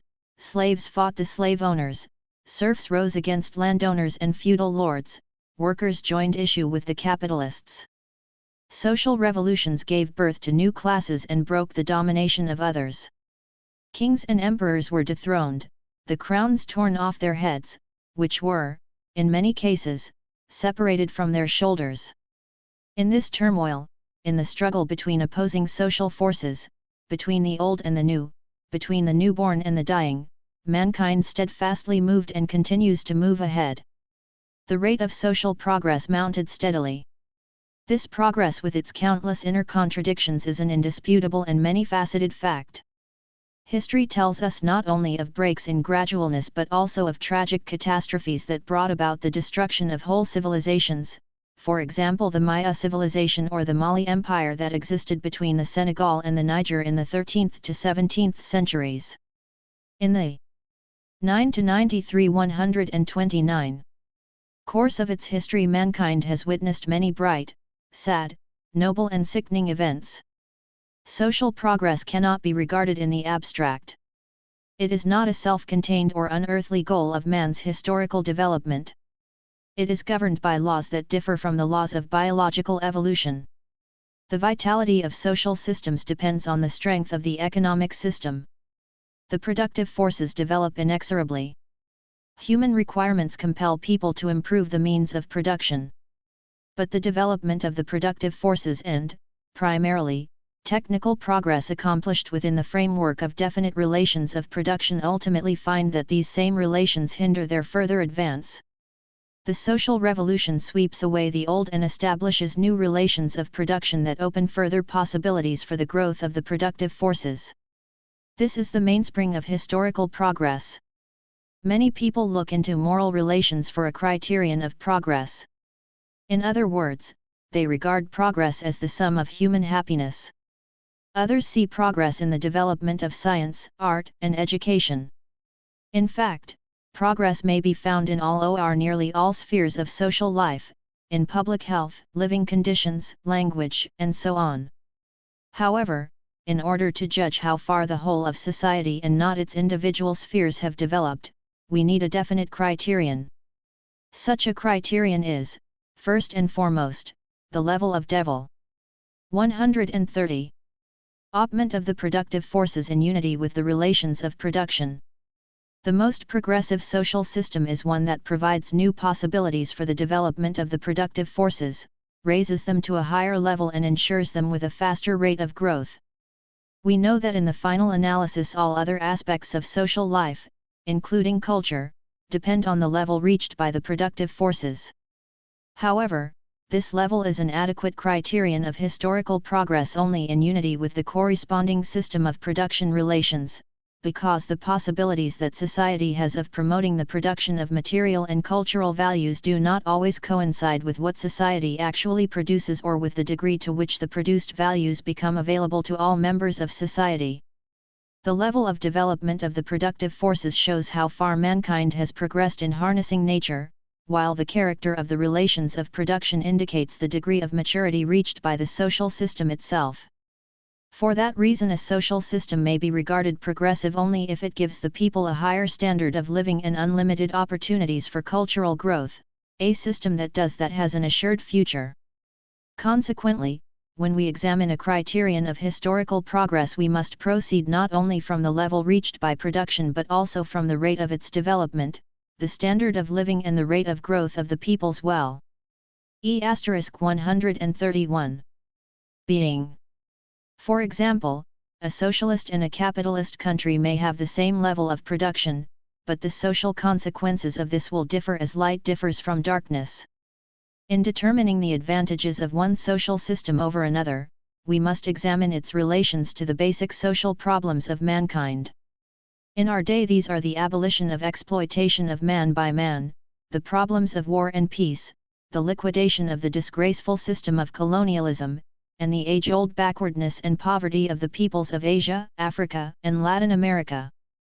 The national liberation movement is sweeping away the rule of foreign enslavers and challenging the colonial powers, demanding just compensation for the injustice and crimes of the colonialists.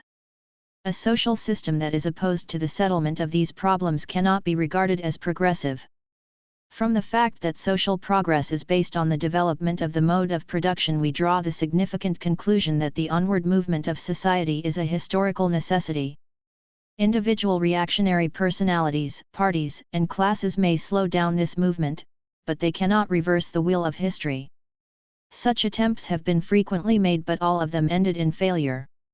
The imperialists, for example, want to keep the emergent countries within the framework of capitalism, but all their attempts are doomed to failure. The nations do not want to be dependent. 132. On imperialism. They want to decide their destiny themselves. The rate of social development is an important expression of social progress. This is seen from the example of individual social systems. The primitive communal system existed for hundreds of thousands of years, slavery for 3,000 to 3,500 years, feudalism for 1,500 to 2,000 years, and capitalism for only a few centuries.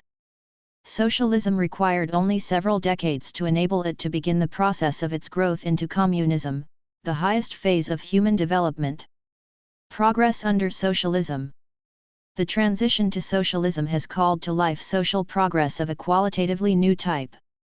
In contrast to all preceding social revolutions, the socialist revolution abolishes the last exploiter's social system and brings mankind into the channel of unlimited progress and social improvement without exploitation, oppression, or brutality.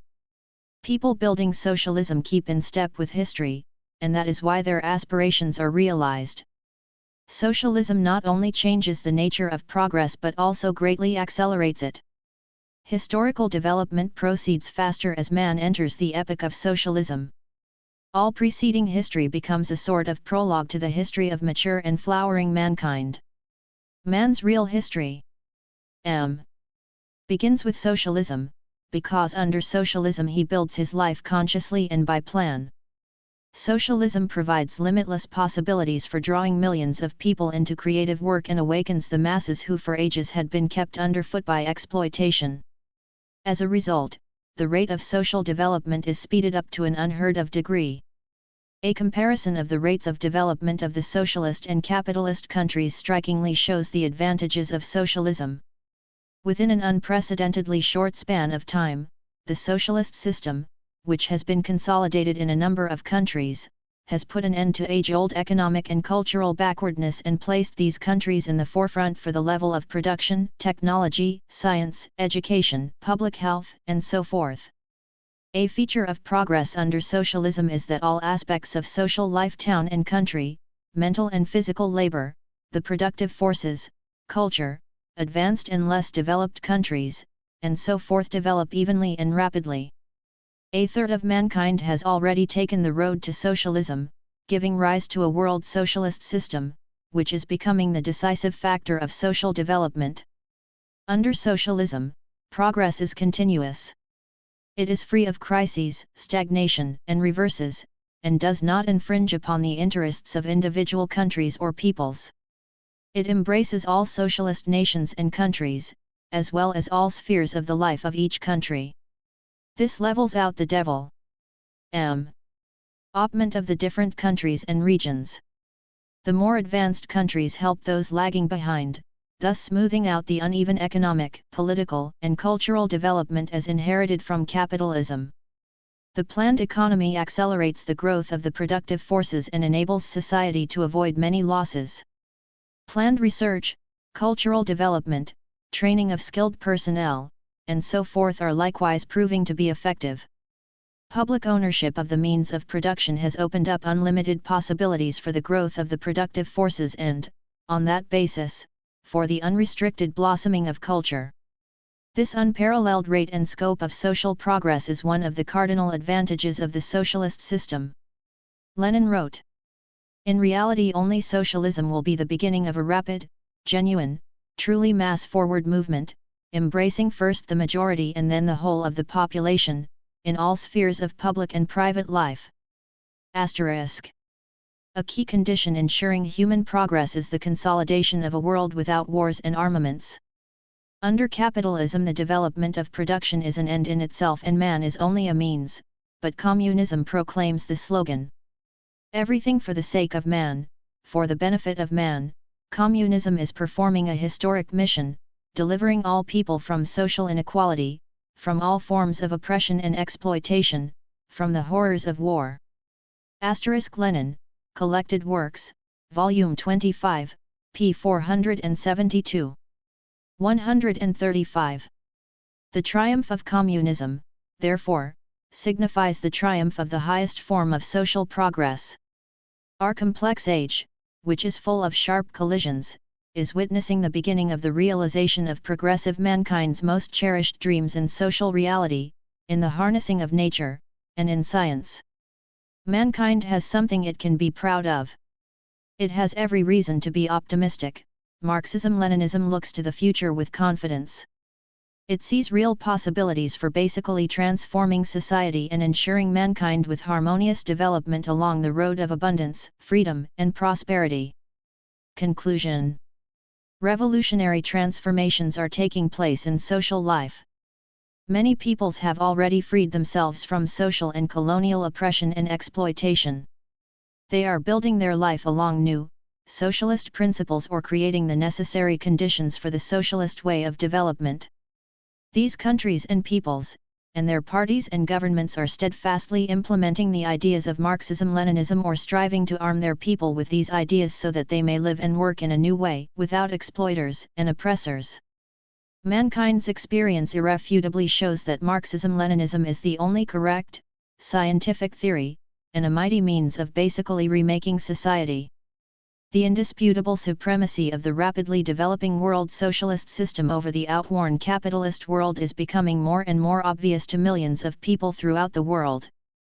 That explains the growing influence of the theory of Marxism-Leninism, which has captured the minds of progressive mankind. 137.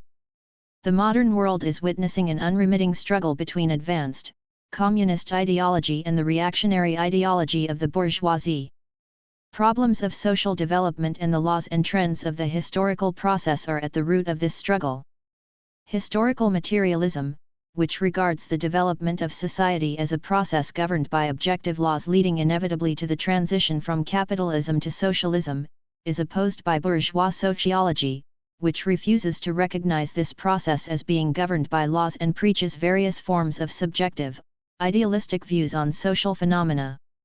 Modern bourgeois sociology seeks to provide scientific grounds for the domination of the people by a handful of monopolists and to justify the reactionary policies of the imperialist bourgeoisie. It is spearheaded against the materialist understanding of history, against the theory and practice of communism. As a whole, it is permeated with anti-communism. It strives to falsify the theory of historical materialism, discredit the socialist countries and embellish and defend the capitalist system and colonial plunder. The content and purpose of modern bourgeois sociology contradict the objective laws of social development. Together with the whole of bourgeois ideology, it is experiencing a deep-going crisis, which mirrors the general crisis of the capitalist system. It has no future whatever, being the ideology of a class that is on its way out of. 138. History. It preaches morbid pessimism and fear of the future, distrust for science and in the strength and potentialities of man, mysticism and a denial of progress, malicious anti-communism and defense of the system of hired slavery and oppression. By virtue of class reasons and also because of its own fundamental methodological vices, bourgeois sociology is unable to give answer to the vital questions posed by history. It cannot put forward a single idea that could lead the masses.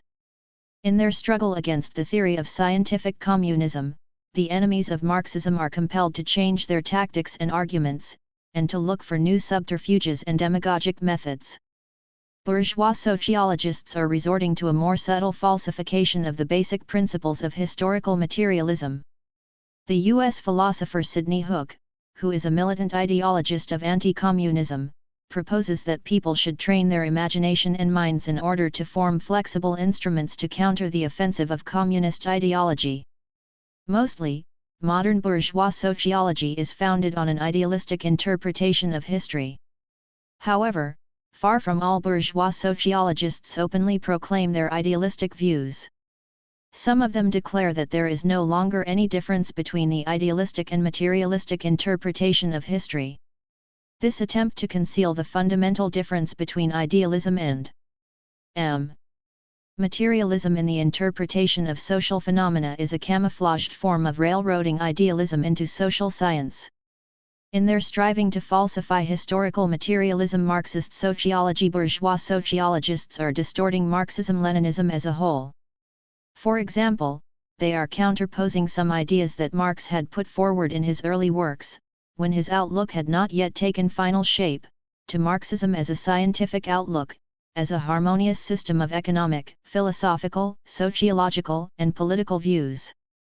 Enemies of Marxism are trying to find contradictions between Leninism and Marxism. Despite historical facts and despite reality, which attests to the durability of the fundamental principles of Marxism on the laws governing the development of capitalist society, bourgeois ideologists write that the Marxist analysis of capitalism has become obsolete.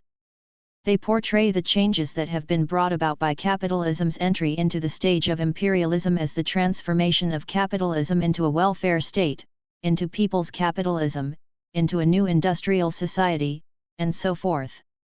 They give the modern imperialist state out as a means of changing capitalism into socialism. The increasing subordination of the state apparatus to the monopolies is pictured as the participation of people's production organizations in state administration. At the same time, taking advantage of the intrinsic vices of bourgeois democracy, some of them draw the 140 conclusion that democracy is far from being a perfect form of administration and propagate the idea of a strong state, a strong government. In other words, the open dictatorship of the bourgeoisie, i.e., fascism. Theories that capitalism and socialism follow the same road of development, that their social nature and political structure are the same, have lately become widespread in bourgeois sociological literature. An example of these pseudo-theories are the concepts of a single world, a single industrial society as preached, among others, by Raymond Aron of France and Walt W. Rostow of the U.S.A. Bourgeois sociology does not have precise scientific categories for a profound analysis of the socio-economic nature of one society or another, or an objective criterion for characterizing the development of different social structures. The concept of an industrial society is only a qualitative assessment of the development of the productive forces, and does not offer a characteristic of the relations of production, whose sum total make up the economic system of a society.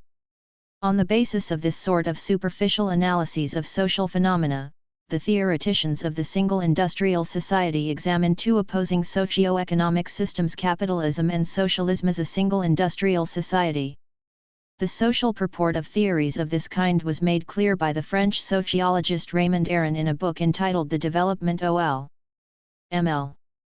Industrial Society and Social Stratification. He writes that the concept of industrial society makes it possible to bypass the difficulties engendered by the conflict between socialism and capitalism, and to regard socialism and capitalism as two modalities of the same type. New theories have lately been put forward by bourgeois sociologists under the influence of the far-reaching changes that are taking place in the world today. These theories stem from recognition of the onward course of historical development and defend capitalism as the only progressive way of development.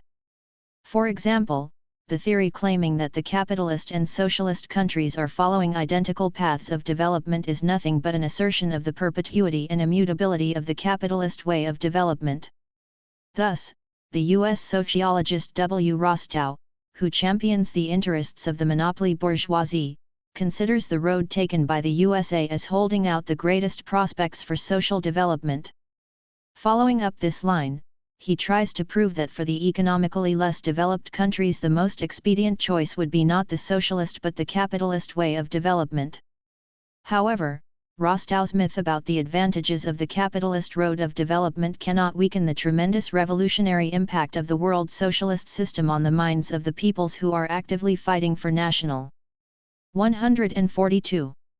Liberation, and the nations that have taken the road of independent development with the aim of securing their national rejuvenation, abolishing age-old backwardness and poverty, and achieving economic independence and social progress. The history of the 20th century convincingly shows that socialism and communism are the only true road of social progress for all peoples. To the reader. Progress Publishers would he glad to have your opinion on this book, its translation and design, and any suggestions you may have toward future publications. Please send your comments to 21, Zubovsky Boulevard, Moscow, U.S.S.R.